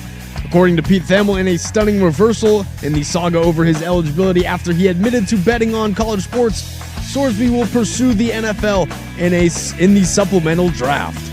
The supplemental draft last came in 2023, but no one has been selected since 2019 when the Cardinals selected safety Jalen Thompson with a 5th-round bid. Last night, your Portland Fire fell to the Minnesota Lynx 107-74. Natasha Howard finished with 18 points as she was the leading scorer for Minnesota as 7 Lynx players finished the game in double figures. Fire moves to 7-9 on the season as they will host the Seattle Storm inside the Moda Center tomorrow at 7 p.m. But make sure to catch all of the coverage for tomorrow's game over on 9:10 a.m. when pregame tips off at 6:45. Some World Cup updates for you as we had 4 draws across the group stage yesterday. If you missed it, Spain and Cape Verde had a 0-0 draw.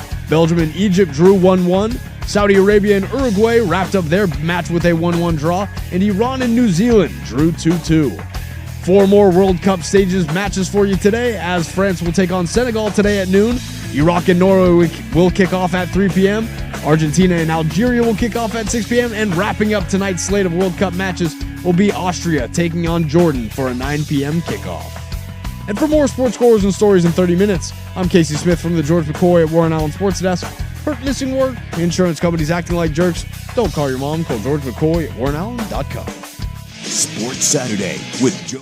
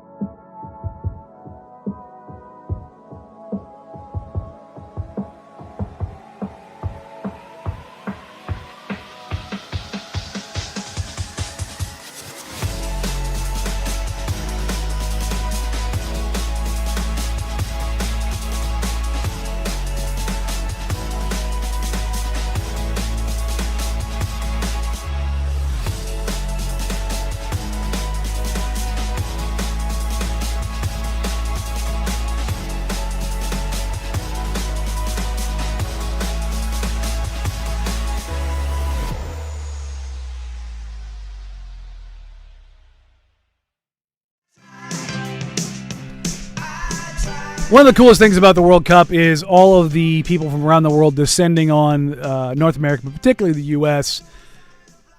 We talked about this the other day, the idea of people from England or Europe coming to America, and especially going to the South, and how they just end up going, this is awesome. Now there's the goes by Freddie on Twitter, the guy that's been all over the place from Germany, was in Atlanta and I believe Oklahoma, and Derek Stevens, who's the CEO of Circa Sportsbook, capitalizing on this, was like, hey, Freddie, I think they were in Oklahoma up there for to go check out the stadium up there. And he said, hey, we'll send the Circa Sports jet to come get you. And you guys can come watch Team USA on the the big outdoor pool screen, and we'll swing the jet to go get you and bring you here. So capitalizing on the momentum that kind of comes along with that. There's an account called @Japan_no-bunaga. And part of me feels like it's AI, but part of me feels like it's so good it can't be AI. But if you've ever been chipped to death, yes, chipped to death, you'll understand what I'm saying. I'm going to read this because it's so perfect. Potato chip, microchip. This could have so many. I've only seen the headline. I haven't dove into the story yet, so let me know. Okay, you're gonna pick it up immediately. So I'm gonna read this. It's long, but I love it. USA, a Mexican restaurant. We had not yet ordered anything, and the food was already arriving. Chips, salsa, unrequested, free. I stopped the waiter. We have not earned these. They just come with the table, man. We haven't earned these. They just come with the table, man. They come with the table. In my land, hospitality is a debt. Every gift creates an obligation, weighed carefully, returned in the proper season with interest of feeling. Here, the gift arrives before you've even proven you can pay for dinner. This is not an appetizer. This is a declaration. We trust you. Eat. I ate with the gravity the moment deserved, and then I must report this calmly. The basket emptied, and a new one appeared. Did we refill? The waiter said. It's bottomless. Bottomless. They have wells of salsa. The supply lines of this nation are beyond anything my ancestors imagined. My friend mourned me. Don't fill up on chips, dude. Too late. I had accepted 3 baskets. Honor demanded each one finished. An unfinished gift is an insult. By the time my actual food arrived, I was a ruined man. I was not hungry. I was not comfortable. I had been defeated by a courtesy. Generosity that arrives before the request cannot be repaid. It can only be survived. I know the rule now. I have made my peace with the basket. 1 basket, 2 at the most. Who am I deceiving? There is no number of baskets I would refuse. The trust of a nation is in that salsa, and I intend to honor all of it. That is fantastic. That is perfect. That deserves a round of applause. It is so unbelievable. It's just good enough to be real, just corny enough to believe that it's fake, but it's an adage that is just so... Who among us has not been chipped to death? I can't say that I have ever not been, because it's a struggle that I face weekly. There is no snack food on this planet that I enjoy more than good chips and salsa. It is number and some one. Guac too. It is, but good chips and salsa. I showed you the salsa that I get. Mm-hmm. It's the only store-bought salsa that I've found anywhere that is that good. It's the Famous. That's just what it's called. I think it's made in Salem. It's a regional salsa. Text line, dude, that's amazing. I'm going to believe this is real. This man gets it. Yes, he does. I love that he immediately creates the rule for himself, because everyone has gone through that mentality of, God, I just ruined my dinner off 3 bowls of chips. I guess, next time that I come here, I'm only going to do 1. Only 1, probably 2. And then the next time that you get there, you only do 1, you enjoy your night, and you figure out if you can do 2 the next time. This has been ongoing for me since I was a kid. When we would go out to dinner, we to Chevy's as a kid, right? The one in Beaverton, there's one in Lake O. Both are gone.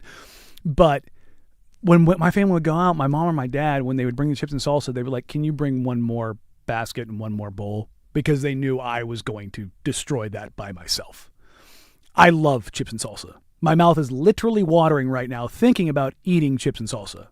I'm going full fat kid. I fully embrace it. But it's also, if you go outside of really of North America, free chips and salsa is unheard of.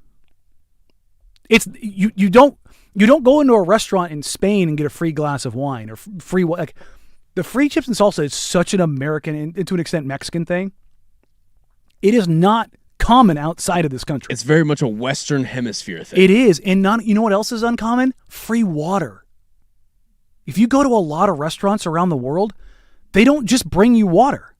You have to order it. Here, it's free water, it's free chips and salsa, it's free bread at Olive Garden. You know what I mean? Like, it's the line about the supply lines is so true. Sometimes it's free coffee and you have your sweeteners and all that stuff on the table right next to you. That is not normal around the world. This is going to tie this into the military real quick. Our military is not the biggest in the world. You know, you've got China and Russia who have, more just population sizes. Yes. But our military is the most effective in the world because of our supply lines. We can be anywhere, anytime, any time we want to be there. And that's the biggest part of it is our Air Force and our Navy. Our ability to deploy and the supply lines that we can put out there. It doesn't just apply to our military, it also applies to our restaurants. And it's so phenomenal. But it's also, like, culturally, this is such a stupid little thing. But it's things like this that, like, watching this guy from Germany go around the country and see football stadiums and, like, things that was like, oh, that's normal. It's not normal. It's not normal to have 110,000 people at a football game every weekend. That's not normal. We do everything bigger, better, larger than everybody else, including our people, which that's a different story, which we probably shouldn't do. But I am such an advocate of people getting outside of not just this country, because Canada and Mexico have a lot of similarities, getting off this continent. Travel outside this continent and see how the rest of the world actually lives. And just when you become aware of certain things, you start having appreciations for certain things. It's one of the things that I love about when people from other countries, especially off this continent, come here for the first time. And they're just blown away. At the accessibility of everything. And the hospitality. People are like, oh, people in America are so rude. It's this, that, and the other. I'm like, don't get me wrong. There are much more hospitable nations and people or ethnic groups. Like, people ask me all the time, like, when I was in the military, like, oh, you must have a real thing against people from the Middle East or something like that. I'm like, no, dude. Are you kidding me? When I was in Iraq and Afghanistan, I got invited into so many homes. I broke bread with so many people. It was unbelievable. People who had nothing inviting me into homes and feeding me off their farms and bringing me this orange mint tea that still to this day is the best tea I've ever had in my entire life. And just being with them, like, you want to talk about hospitable, it was awesome. But it also gave me a fundamental understanding of just how different cultures are. And it's always cool, like, when you have these world events like the World Cup where people from all around the world descend and you start getting little pockets of realization of the things that come out of this. So I just wanted to share that because I thought it was fun. I thought it was cool. That's a great story. I love that it was just fun enough. Yeah, here you go. Free chips and salsa, free water, and mood landings. USA. Shout out deal. It's and again, somebody else said they're part of the 31st MEU in 2004. 24-hour response force, baby. I can't read the first part of that, but I agree with you, dude. Coming up next, the stupidity of ranking high school athletes. And then the people that rank high school athletes paying them. There's no conflict of interest, right? Right? No, we'll get to that next year on the firm Harrison Marang, 105.1 The Fan. The Fan Golf.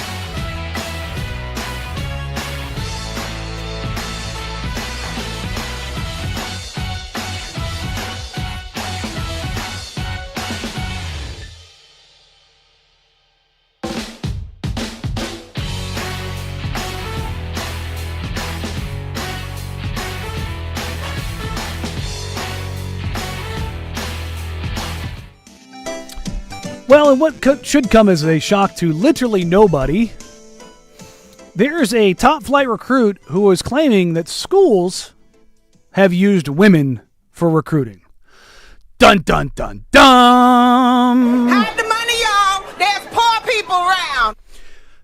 Color me shocked that a entity would use attractive women to lure in 18-year-old men. The same entity that wants to push for antitrust protection.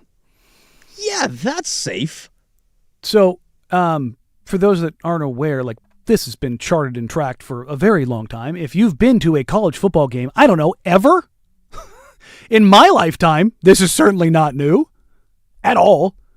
In any sport, football, basketball, baseball, track and field. Your moment of honesty. It was my favorite weekend to go hang out in Eugene. I mean, just recruiting week. If you have been to a college football game, particularly in the last 15 years, last 20 years, if you get there early on a big, heavy matchup, big recruiting week, you will see the gaggle of players that they have there, all the recruits, and they're usually down like the corner of the end zone or something like that.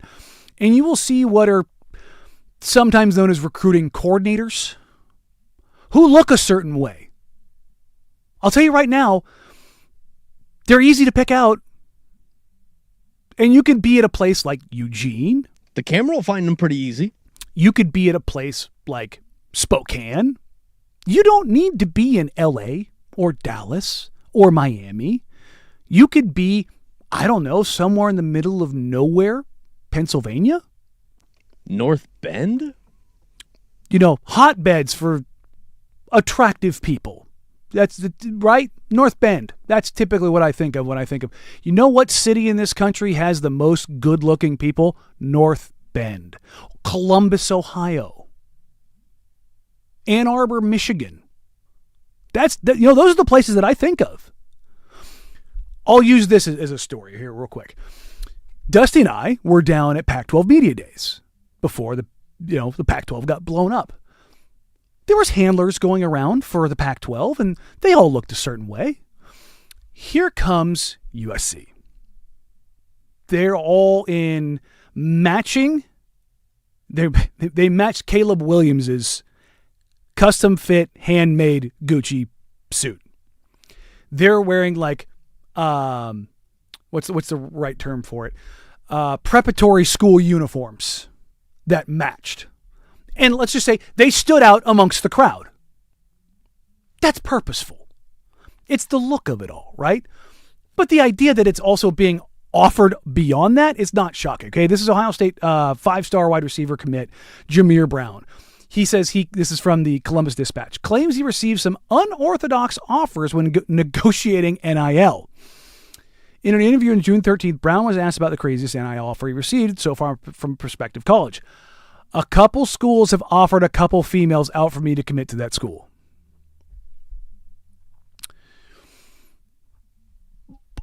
I feel like that might be linked to a word that has criminal implications. 100%. Notre Dame 4-star cornerback recruit Ace Alston. Every week they have like girls calling me and FaceTiming me and stuff like that. This should not come as a shock. Do we remember why Rick Pitino had to leave Louisville? We do. Do we like? You don't have to go down the depths of this very far to figure out where this is at. Are we familiar with the CIA term honeypotting? Yeah. And there's an adage out there: what is the oldest profession in the world? Again, for those that think that this is something new, you're crazy, number one. Number two, if you want to pretend like money, drugs, and women aren't involved even for 17 and 18-year-olds when there's this much money involved, you're out of your freaking mind. Do you think that it's any coincidence that Georgia players keep wrapping their sports cars around telephone poles? Where are they getting said sports cars, Danny? Well, I mean, it's not the university, but it's all the stuff that comes with it. But it's funny that this is... funny is not the right word. It's sad that this is like where it's coming down to. It's like, hey, come here and we'll get you some on the side. Like, that's kind of wild when you think about it, right? Not even bordering on predatory. Like, well, they're 18. It's like the masculinity behind it all comes out. And you're just like, well, it's like, I don't know, man. Maybe saying that women shouldn't be valued like that, just throwing them at a dude at 18-year-old to get him to commit to your school to come play football or basketball. And again, they're not immune to this. They're not innocent of this. But I look at that and I'm just like, that seems like a little out of pocket. Again, but then we're shocked that, these guys have personal conduct stuff off the field after this is their bring up. Yeah, because they're brought into this world at 17, 18 years old. So you just kind of, I don't want to say throw your hands up on it, but it's like, there's part of me is like, yeah, I'm not shocked by this, but also part of me is like, maybe the kids are going to be all right. They're calling it out like, I don't know, man, that's kind of weird. Like, the way that I read this, these recruits were kind of like, that's kind of weird. This wasn't like, what's the coolest thing? It was this was like, we're still doing this, and even I know that we should not be okay with this. Right? And this is like, again, a 17-year-old kid's going, yeah, that's not okay, man. Like, just instinctually, his first reaction is, that's not acceptable. And you keep pushing it on him? Enough to where he's willing to go out in public and be like, yeah, no, dude, schools are throwing women at me to get me to sign. That's tough. That's a really tough look. Yeah, it's just makes my skin crawl a little bit.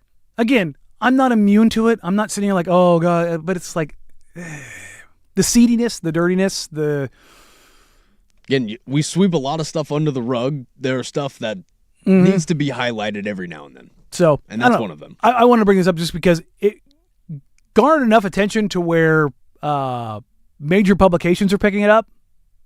But it's, it's one of those situations like gambling where you shine enough lights on it, guess what? It's happening at your school too.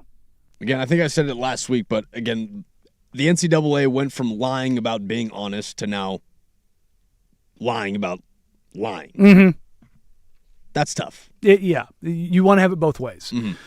Just a reminder, free consultation, get those questions in. Any distresses, concerns, situations. I've got a couple that are in here already, but if you got a couple more in, 503-864-6326 or on YouTube, youtube.com/1051 The Fan. Get your free consultations. Coming up next, we're going to keep it in the NIL world because there's a ranking service out there that is now paying people who are at the top ranked part of that. And I'm sure that's not a conflict of interest, right? We'll get to that next year in the hour number 3 on the Firm of Harrison Marang, 1051 The Fan. This is the International Soccer Report, brought to you by Gold PDX on the corner of Southeast Hawthorne and 18th Avenue. Food, spirits, football. Younger players coming through. Salah kept it on the ground. Asua with trip. Oh, goodness! Wonderful strike! And then Asua. Egypt in the lead against Belgium. Who doesn't love a great World Cup pop? Goal pops are absolutely awesome. Mohamed Sani, the assist from Mo Salah. It's a 1-1 draw for Egypt against Belgium, setting up another group stage points battle. The International Soccer Report is brought to you by Goal PDX. Goal PDX, food, spirits, football. Chris Mack here to help you beat the books with Westwood One Sports. It's a double elimination day in Omaha.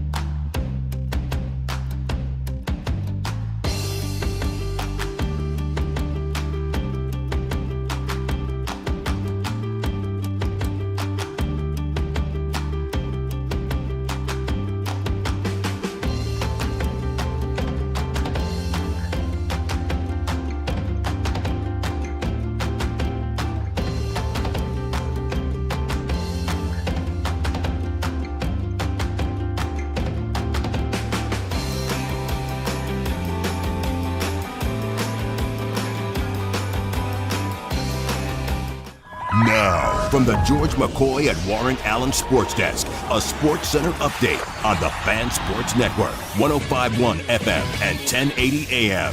First on the Fan, Texas Tech quarterback Brendan Sorsby has plans to apply for the NFL supplemental draft. According to Pete Thamlin, a stunning reversal in the saga over his eligibility after he admitted to betting on college sports. Sorsby will pursue the NFL in the supplemental draft. The last supplemental draft came in 2023, but no one has been selected since 2019 when the Cardinals selected safety Jalen Thompson with a 5th-round bid. Last night, your Portland Fire fell to the Minnesota Lynx 107-74. Natasha Howard finished with 18 points as the leading scorer for Minnesota, as 7 Lynx players finished the game in double figures. Fire moved to 7-9 on the season as they will host the Seattle Storm inside the Moda Center tomorrow at 7 p.m. And make sure to catch all that coverage for tomorrow's game over on 9:10 a.m. when pregame tips off at 6:45. Some World Cup updates for you as we had 4 draws across the group stage yesterday. If you missed it, Spain and Cape Verde had a 0-0 draw. Belgium and Egypt drew 1-1. Saudi Arabia and Uruguay wrapped up their match with a 1-1 draw, and Iran and New Zealand drew 2-2. We have 4 more World Cup group stages matches for you today as France will take on Senegal today at noon. Iraq and Norway will kick off at 3 p.m. Argentina and Algeria will kick off at 6 p.m. And wrapping up tonight's slate of World Cup matches will be Austria taking on Jordan for a 9 p.m. kickoff. And for more sports scores and stories in 30 minutes, I'm Lowercase from the George McCoy at Warren Allen Sports Desk. Hurt, missing work? Insurance companies acting like jerks? Don't call your mom. Call George McCoy at warrenallen.com. The home of the firm of...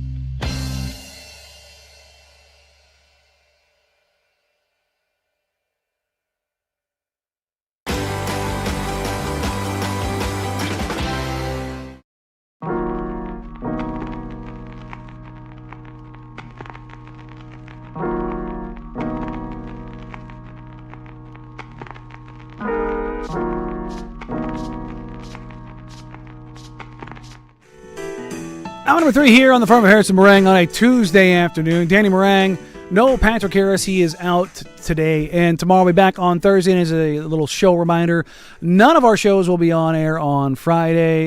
We will all have the day off for Juneteenth. Lowercase over there behind the glass, keeping things going, keeping me mostly on track and mostly on time. I've done okay today. I was better yesterday. I'm usually better about the clock. Tuesdays are tough. Tuesdays are tough. It is tough. You know what's not tough, though? The 12th Annual Fan Golf Classic presented by Toyota. It is sold out, ladies and gentlemen. Foursomes in this year's tournament at Langdon Farms Golf Club went in record time. It happens every time.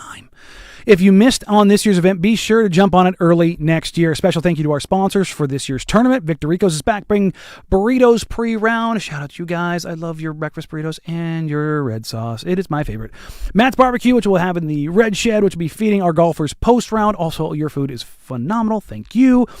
The host of the infamous Sixth Hole, Angels Envy Bourbon, where show hosts will be posted up all day. God, I hope weather holds. I hope weather holds, and I hope it's just like, I hope it's like a day like today where it's like 80 to 82. Light breeze in the air, not too hot. Because was it last year? It was like 90-something. It was, oof. Don't get me wrong, it was great, but it was rough out there. It was rough out there because I'm out there about 6 in the morning till 6. I'm out there for like 12 hours, I think. Which, again, not complaining, but by the end of the day, your boy's tired. Yeah, once that Angels Envy bourbon gets flowing. Yeah, well, me no drinking no more. So, I'll be hydrating differently. So, but again, shout out to those guys. They're absolutely awesome. They take care of you. To be honest, all of our sponsors take care of you, whether it's food, drink, whatever. It's absolutely awesome. The Fan Golf Classic presented by Toyota is also brought to you by Vulcan Design and Construction, Henderson and Daughter Windows and Doors, George McCoy at Warren Allen Attorneys at Law, Battery Exchange, Maestro Dobel Tequila, Laurelhurst Market Steakhouse and Butcher Shop, Philbrook Law, 100 Divorce, Roto-Rooter, Illegal Mezcal, Pub Beer, Cheap Fun, Apex Golf Club, and Window Nation. We're looking forward to seeing all of our golfers out there on June 23rd for the most fun day in golf at Langdon Farms Golf Course. Absolutely awesome. It's not flub at all. It's one of the best events that we have. It's between that and A&A every year. That just like The turnout's always awesome. As hosts, we have a great time because we get to just hang out, chill. Ayla and A, obviously, we're doing the shows, so it's a little bit different, but it's the one time of year where I get to kind of do some play-by-play, which is always fun. Selfishly, I love to be out. I mean, we've had like moments in every single one every year that we've been up there, so that's always really cool. But being able to just post up on the golf course and hit a couple hundred shots a day, even on the 6th hole, which is just nightmare fuel. Oh, it's the dream. I'm really wondering where they're going to put the whole location. Because that pin placement, the pin placement on that hole, because it's 3-tiered. For those who've never played Langdon, it is about that hole. I think it goes anywhere from 95 to 100 to 115, 117. Yeah, the green's pretty big, and it's this giant mound like clown hole. And if you don't land it, number one, on the green, your ability to get up and down is cooked. It is the exact definition of a real life volcano hole. Mm-hmm. It is. It's like a mini golf like volcano hole. But then there's also 3 tiers to it. You've got to land on the right tier, and if you go, if you land on the green but you're on the upper tier and the hole is on the lowest tier, you're good luck rolling it down the fairway. You might as well be off to the side because your putt is not going to go in. It's just not going to go in. There's too much to it. Hey, better hope that tee shot's beautiful. Hey, but we did last year. We had 2 aces. We had 2 aces last year, which is absolutely bonkers. I don't care if it's a shamble, scramble, whatever you want to call it. If you're jarring out, go with it. Go with it. We got. I know we got one of them on tape. I think we got both of them on video. But it was absolutely awesome. So I'm really looking forward to being out there with you guys. That's what, a week from tomorrow? Or is it a week from today? I can never remember. It's not the same day as the draft, so no, it is. Yeah, it's 23rd. Week from 23rd, today. yeah. Yeah, it's a week from today. God, that's creeping up on me fast. Holy shnikes. That's awesome. This is so dumb.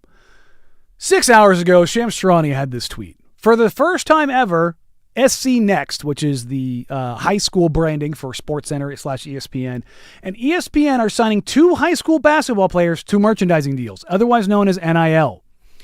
The number 1 girls player on the SC Next 100, Kalina Smith, and the number 2 boys player on the SC Next 100, Beckham Black. That's Anthony Black's little brother.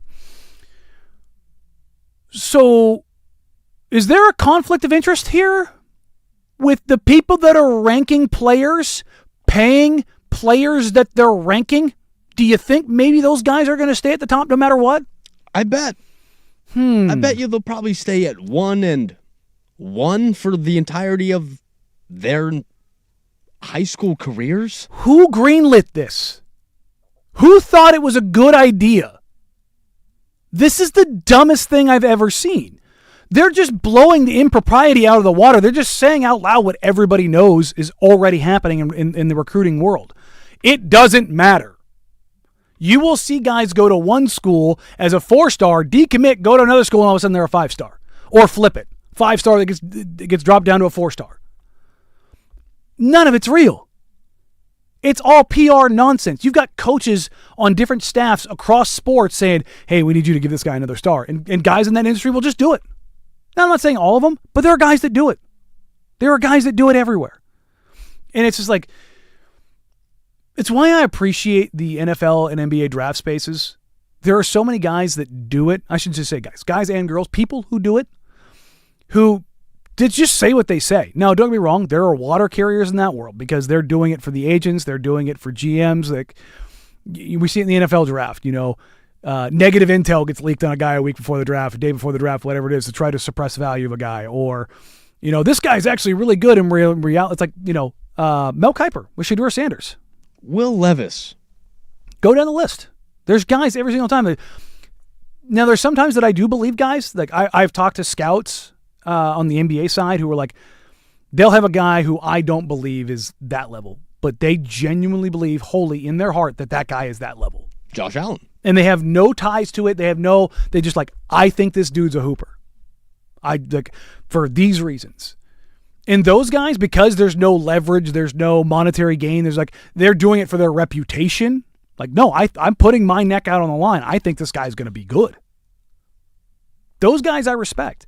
But that's not what this is. This is just money being funneled to guys, and then what, do you think they're going to invest in these guys and deflate their value that they're putting into them? Like, why would you even consider this? Because people already look at these things and already like, oh, they're only doing it for X, Y, and Z. And now they're just saying it flat out. Yeah, we are. We are. Cash rules everything around me. It's just the dumbest possible thing. Somebody please tell me why you would do this from a business point of view. Because people just don't care anymore? We're going to invest in you early? I mean, that's honestly just what it sounds like. It's like, all right, we're just going to be the first to make the investment. We're just going to say, you know what? We don't care how it looks. It's just better for us financially. Which, I mean, I'm a capitalist through and through, but like, there's got to be at some point in time where you're just like, come on, man. Because then you're going to get more of these Troy Aikman situations where a guy like, again, Troy Aikman pays a bunch of money for a guy to go to UCLA, and then he transfers, and now Troy Aikman has a problem with the entire organization and how everything is being run. Because it's your guy and it's your money. It's the bucks you put into it. Which is why, again, this is all so very dumb. I don't understand why you would go down this path. All right, going down dumb paths. Free consultation coming up next. I got a bunch in here. If you've got any more, this is your last chance. I should say your last chance. We've got 2 seconds of this. But calling last chances here on free consultation. Any advice, anything you want us to dive into where you need some help. Father's Day is coming up, so if you've got some Father's Day advice or things that you have questions about, get them in now. 503-864-6326 or youtube.com/1051 The Fan. And we'll dive into those next here on the Firm of Harrison Marang, 1051 The Fan. The biggest...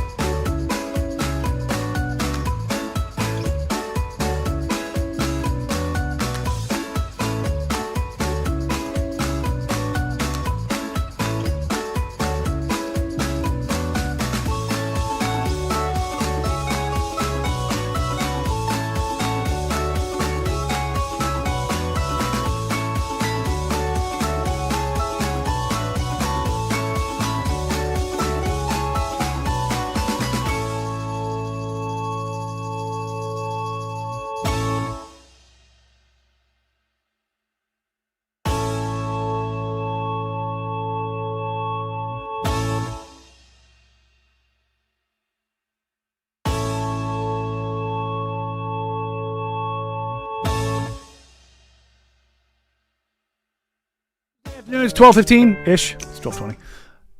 Means it's time for free consultation. Questions, thoughts that you submit to Harris, Case, and I to kind of dive into and give you that free advice that you so desperately need. There's a couple really good ones in here today. Shout out to you guys for sending these in today. 503-864-6326. Tuesday afternoons at 12:15. Free consultation and youtube.com/1051 The Fan. We'll start with the simple, the petty, the amazing. This is pretty good. I'm not going to lie. Free consultation yesterday, an acquaintance mocked the idea of me being a parent. Which, come on, man. That's not cool. Should I put sugar in their gas tank as retaliation, or be mature and send them unwanted junk mail to their employee to the employee in their name? See, you know that you probably have a few friends that you're like, God, that's a scary guy to be a parent. But everyone deserves to be a parent. But at the same time, this guy seems like he's got a lot of time on his hands to be doing the junk mail and the sugar in the tank. It's a lot of extra time on the hands. No, man, don't underestimate the willingness of petty. I'm not somebody who has a ton of time. I will find ways to be petty. It's not something I'm particularly proud of, maybe mildly. But look, man, I get it. Here's the crazy thing. I have, as I've gotten older, have thought about this. Like, my parents had me when they were 24. The idea now of me having kids at 24 is just so badass crazy. I did not have the emotional maturity to truly understand what was going on when I was around that age. I remember deploying for the first time. I had a couple buddies who were in their early 20s, and they had kids, like newborns. And I was always like, man, that's crazy. You know, you're going to be away for a year and not see your kid. And it struck me, but it didn't really resonate. Like, the idea now of thinking back to having a kid and not seeing him for a year, like, destroys me. I'm just like, how the hell did those guys do that? How were you away from because I was single. I had a girlfriend at the time multiple times, but like, I wasn't married. I didn't have kids. But I'll also say some of the most unhinged individuals of my life have ended up being some of the best dads I could have ever imagined. So I saw it mature a lot of dudes. Like, I've got one buddy, one of the craziest dudes I've ever met in my entire life, has been arrested on multiple continents.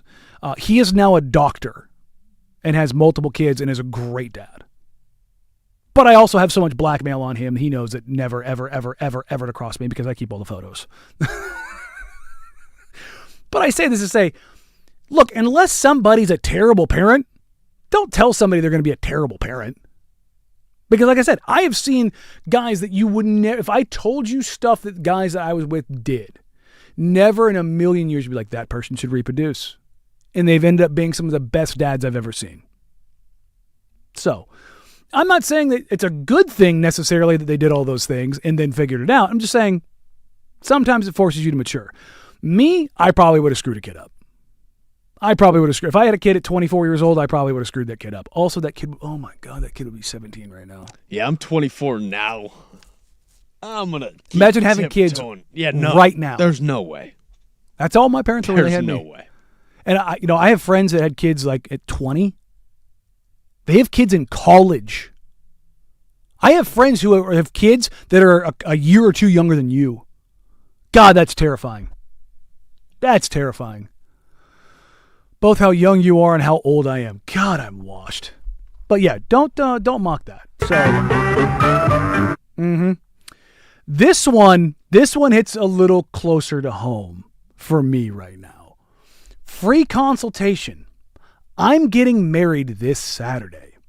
Well, my fiance posted her wedding dress on TikTok. I don't have TikTok, so I don't see her videos ever. This is spicy. Unfortunately, my boss is a family friend and was showing me one of her TikToks and swiped to one accidentally, and I saw her wedding dress.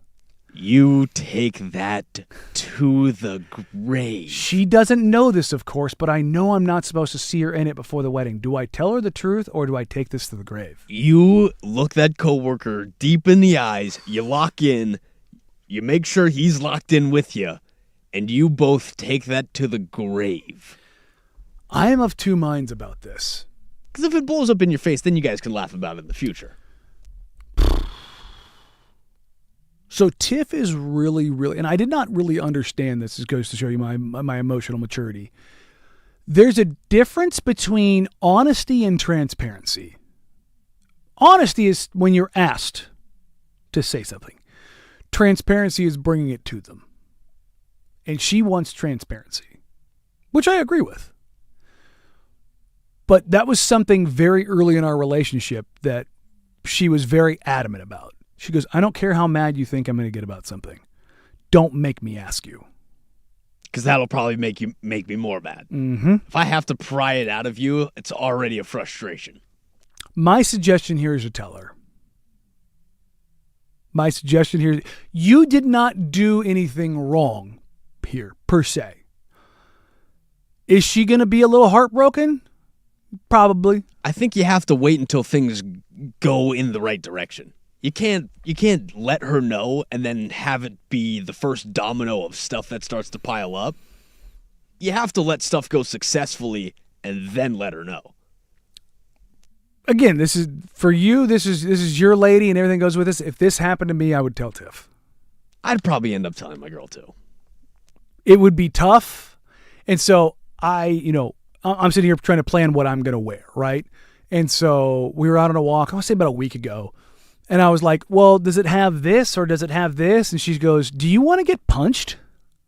For those of you, if you were wondering, does she ask me that regularly? Yes, and she does, and I like it. We don't kink shame here. But with that being said, she was like, why are you asking me these questions? Number one, I'm not going to tell you. Number two, you're not supposed to know. And I'm like, you know what? That's fair. And so I have so a lot of the sites that you use to rent or buy a tux or a suit or whatever, you can just use the digital thing and like you can pick what you want and it'll kind of display how it's going to look. I'm like, what do you think about this? What do you think about this? And she's just giving me feedback of like what she thinks will look good with her dress. And that works for me. Like I said, I think I've landed on the tan. If you can paint somewhat of a picture, you'll be okay. Mm-hmm. And we've got it down to 2 colors for the wedding. It's either going to be there's a particular blue or a wine red. So either tan and blue or tan and red. I think I'm leaning towards the wine red because the tan and the wine red really look good, especially on my weird colored skin. That way, if you guys get sunburnt too. Yeah, see, the red hue it up a little bit. A little bit, right? So the blue will just make it pop even more. But Tiff's already told me like, you've got to be away 24 hours before the wedding. So whatever it is you're gonna go do, it ain't gonna be near me. She's like, we're not having that. Now I don't know if you guys have seen like what's becoming popular in the wedding culture, the pre-wedding touch, where you're like around the door from each other so you don't see each other. Okay, yeah. A little handhold, the photos, stuff like that. She's like, I kind of like this idea. The pre-wedding prayer and those kind of things. Like, but you don't see each other. You don't see each other. And the way that the venue is set up where we're at, I'm not going to have a place on site to get ready. So I'm going to have to drive there and then mostly be ready. That's the only quote unquote downside of this place. She's got her own little like bigger space to get ready, which they have more to do than we do. I'll say, but do you need the space?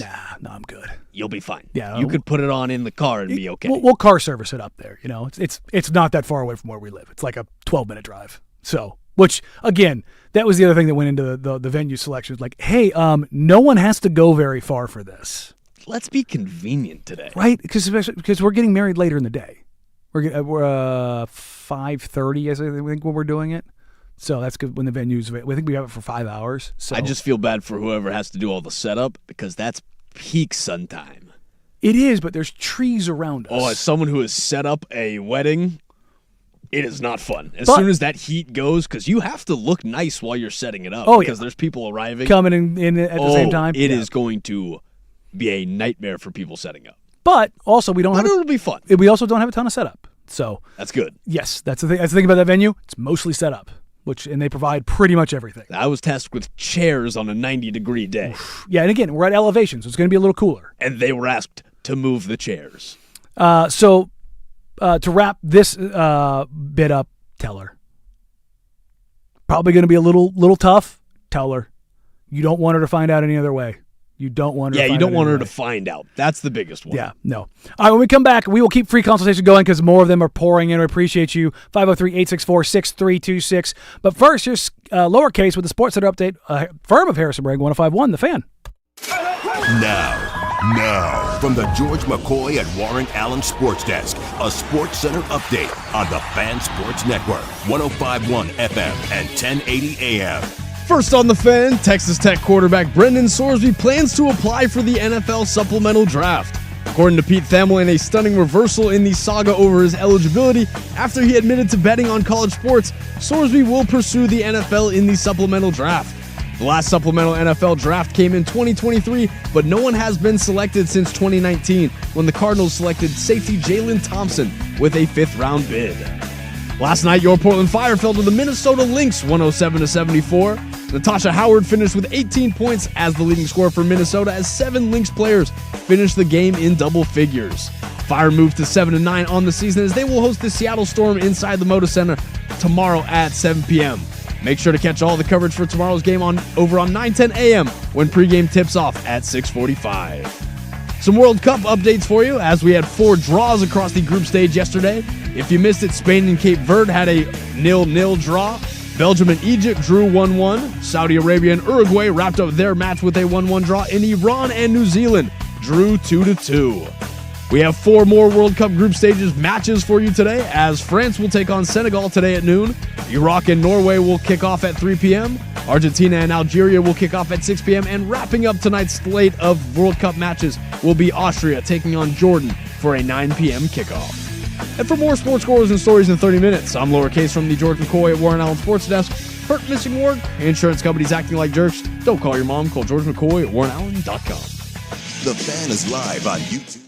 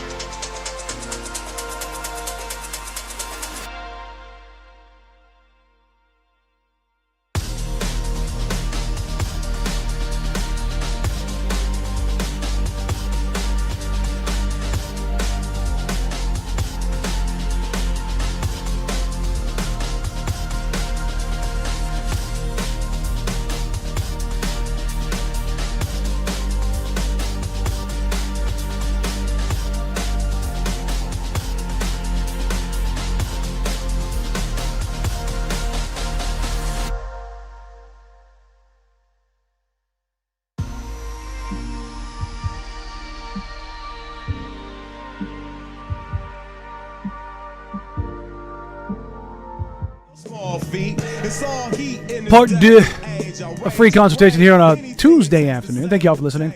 503-864-6326. Totally forgot the text line there for a second. YouTube.com/1051 The Fan. Remember, you can catch any of today's shows on the Fan Audio Vault podcasts, available wherever you get your podcasts. And you can hear Brandon Sprague this morning step fully into it and completely break both dirt and swag. So that's there for you.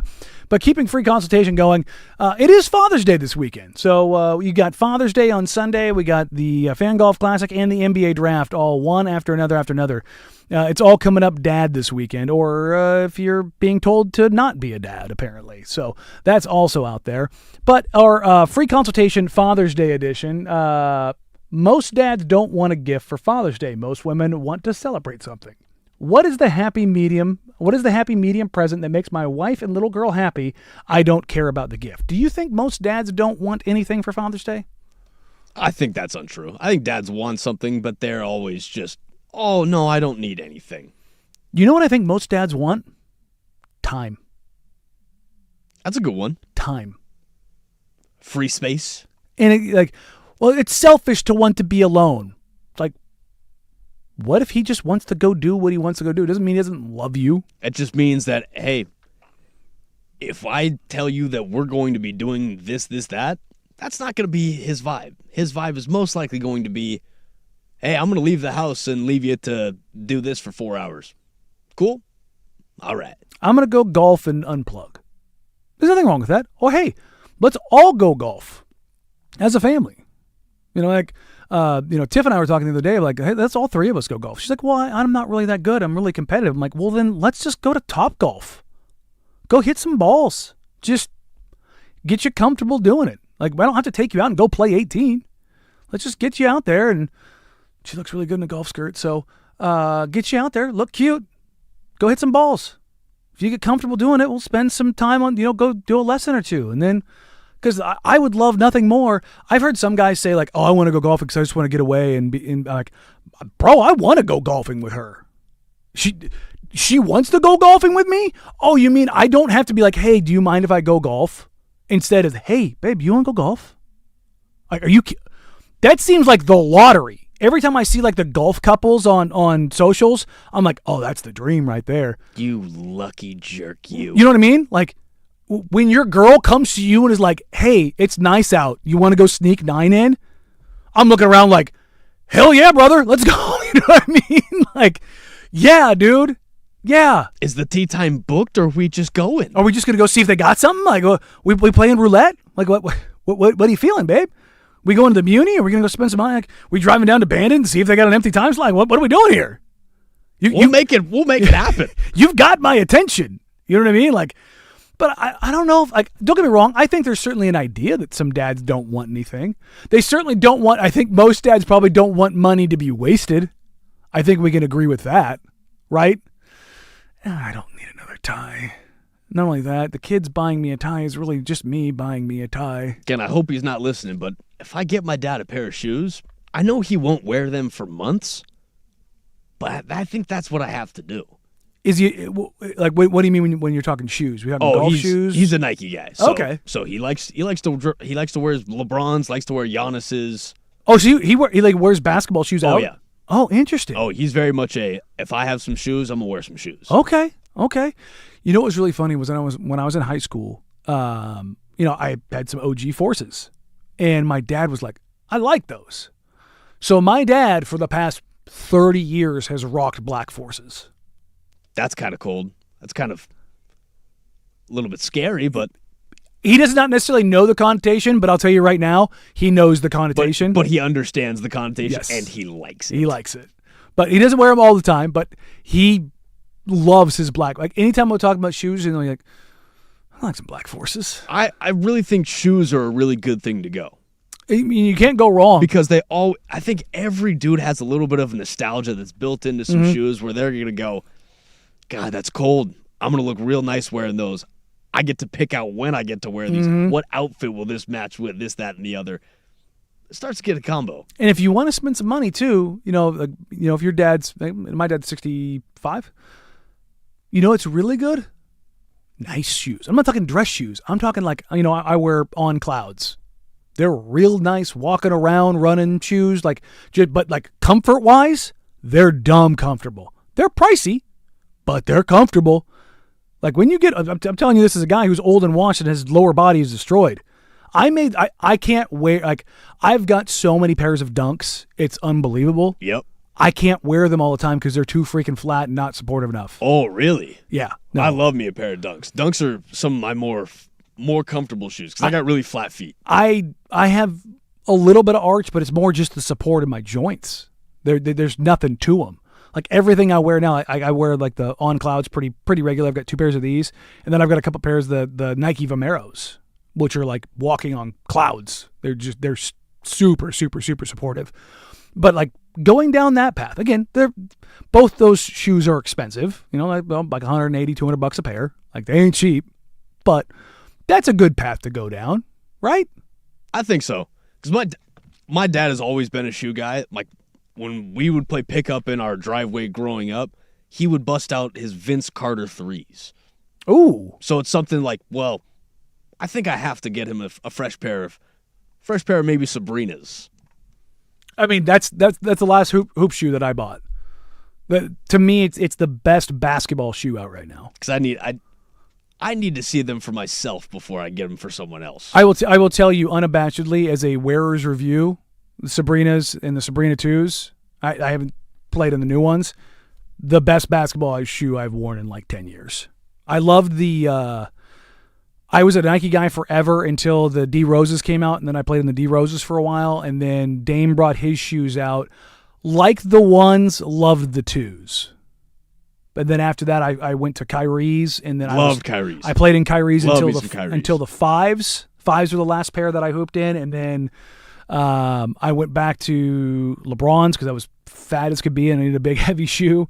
And then once I started losing weight again, I got back in the Sabrinas, and those to me, the Sabrinas is the best basketball shoe I've worn in the last decade. I love those things. Stupid comfortable, stupid supportive, and they look good. It's like they married like the best concepts from the Kobe's and the Kyrie's and said, ta-da! So there you go. That's free consultation. Thank you all for getting your submissions in. We appreciate it. I think we covered a lot of ground. We got our Father's Day gifts. We got wedding dresses, and we got petty retaliation. That's a nice little run the gamut, and right? If we're gonna go with the retaliation, don't do the sugar in it. Yeah, that's you gotta do the mail. Yeah, dude, that's violent petty. Because that's also spaced out too. You never know when the mailman's going to deliver consistently. Yeah, I mean that one's okay. Sign them up for over 65 dating service. A Jelly of the Month club. Exactly. Or, do what I did when I worked at a call center. I think I've said this before on air. My guy, I love him, would get distracted. And when you're managing a call center, there's metrics you got to meet. It's like he would do things and put it on pause and not take calls. I was like, bro, you got to stay off your phone, like on a cell phone. And I was like, okay. I probably told him a dozen times. And I was like, I didn't want to write him up. So I'm like, what can I do to cause chaos. How can I just annoy him? And so what I did is I took a picture of the inside of a semi-truck with bundles of copper. Hundreds of thousands, if not probably close to $1 million of scrap copper. Took that picture and said, free copper. Can't deliver this load. Take whatever you can get. Posted on Craigslist with his cell phone. He had to turn his phone off for 2 days. Because the value of copper, like, you telling me I can just show up with a truck bed and just take this copper and go get thousands of dollars for it? I knew what I was doing. It was just, Did you ever see the video? I think it was Kim Kardashian, or it was Kardashian or Kanye. This is like OG social media. I think it was on Instagram. They took a video of them pushing send on a photo on IG or a tweet, and they turned notifications on. And it just went, and the phone, like after a minute, locked up. That's basically what his phone did. He was getting so many text messages that it just went, and like he had to turn it off. And it had to do that for 2 days. So That's worth it. petty, but not damaging. The good type of petty. The little things that go in there. All right, we're going to wrap up today's show. Speaking of social media, how LinkedIn managed to save a nation. We'll get to that coming up here as we put a nice little wrap on today's show in closing arguments on the firm of Harris and Marang 105.1 The Fan.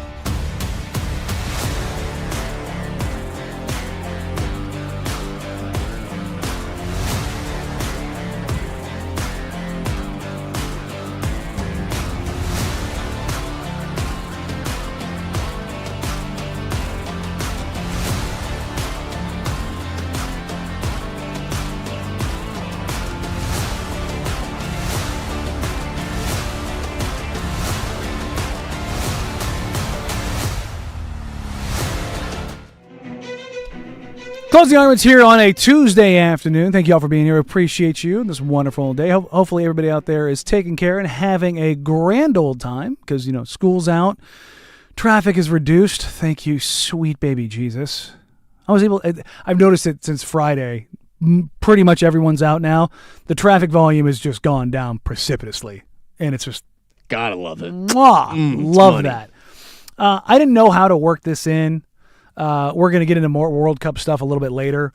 But this is such an absurd story that I just had to find a place for it, and it was just perfect here for closing arguments. Cape Verde draws with Spain, probably one of the biggest upsets ever. They put Lamine Yamal out there to try to save something. You're talking about arguably the best player on the planet. They brought him out in the 70th minute because they were crapping their pants. Like, oh, sweet God, what are we getting ourselves into? Did you know that Cape Verde got their center back off LinkedIn? I did not. Roberto Lopez was recruited to Cape Verde through LinkedIn. The first message came through in Portuguese. So he did not answer. He goes, I thought it was a spam message and I took no notice of it. He was working as a mortgage advisor while playing part-time football for the Bohemians. They resent the message in English and he accepted. That is such a bonkers story. Just think about that. This dude was just chilling. It's hilarious. The Spanish fans are just losing their mind. We tied against the team that picked its player through LinkedIn. I want to rip my off. Like, that's a quote tweet to this. Spain lost against an open for work LinkedIn team. Wow. I mean, you can't script that. I mean, shout out LinkedIn, I guess. Landed him a job. It's such a, like, the proof that there are still great job opportunities in LinkedIn. I guess I better check those messages. Don't assume they're spam. Do you have a LinkedIn? I do. How many, do you get a lot of spam messages? Oh, every day. Yeah. I ignore most all of them. I mean, if it says sponsored, I'm just deleting it. But here's the thing. I do get I shouldn't say a lot. I get a fair amount of messages from, to be honest, people a little bit younger than you, but around your age, of people trying to break in the industry. The one thing that I would say about that, if you're listening and you want to get into sports media, if you want to get attention of somebody, do not use AI to write it. Just write it. I don't think we've talked about this on air. I showed Harris. Did I show you? Oh, yeah. It was so obviously written by AI that I replied to the guy. And he's a college student. He's a junior at a pretty prestigious school, journalism school. And I was like, hey, man, I really appreciate you reaching out. I'm not mad at you. I'm not disappointed. I'm just going to offer you this bit of advice. People, if I can tell. Yeah. I'm like, we all can tell. People in my position, there are people that will help you and there are people that won't. I try to be somebody that helps somebody, and I'm trying to help you right now. Do me a favor. If this is something you actually are interested in and you want to, like, he wanted to get an internship here or something along those lines. I'm like, if you want me to actually go vouch for you and you want me to look at your work and the things that you've done, actually write this and don't use AI to write this. And I know how much time that takes because I had to do this 20 years ago. I understand it sucks, it's brutal, and it's harder now than it was when I did it. But if I can tell, everybody else can tell. Don't do that. Look, I understand how difficult the marketplace is right now when you're looking for a job. I got a buddy of mine who has experience that you would not believe, is having trouble getting a job in a very niche career, who has 30 years of experience and was at the literal top of his game, stepped away to go do something else and can't get back into it. Because everything that hiring managers are using is AI driven. It's the ATS stuff and everything. If you don't have the right keywords, well, then you get cooked. But just go out there and, at least if you're going to use AI, tell it to take the AI signal out of it. So it at least sounds like you. Just do the work. Or, again, you get more out of it actually doing the work. You do. But if you're not going to, upload some of your writing samples so the AI at least sounds like you. So it at least picks up your voice. You know what I mean? Because, like, if you read any of my stuff... If you're going to use AI in an intelligent way. Yes, use it to enhance what you've already done.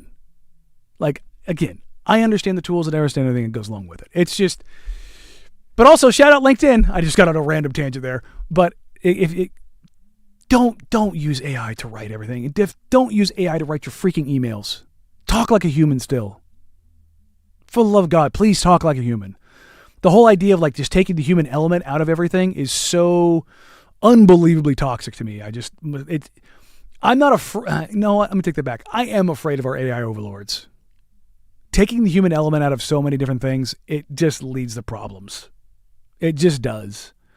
On the flip side, I saw an AI robot that does cooking for you. You just tell it what you want and you insert the ingredients into these buckets. Yeah, I need that. Not gonna lie, it was pretty dope. This woman uses it. She goes, it saves me like an hour every single night. And I'm like, I could get behind that. Talk about a guy who's meal prepping. I'm using the same 4 Easy recipes and money. dump these things in, let it cook so I don't have to stand over the top of it and watch it, and it puts it all in everything the way I need to. I'm all about that. Closing Arguments brought to you by Leskin Law. Visit LeskinLaw.com for more information. Leskin Law's one-day divorce mediation, peace treaties, not war plans.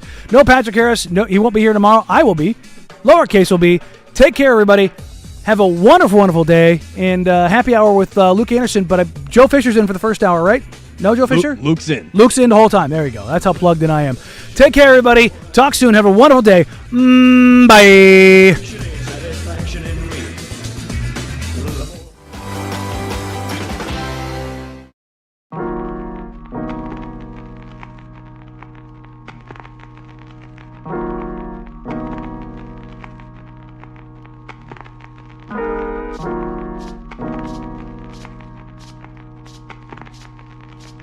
You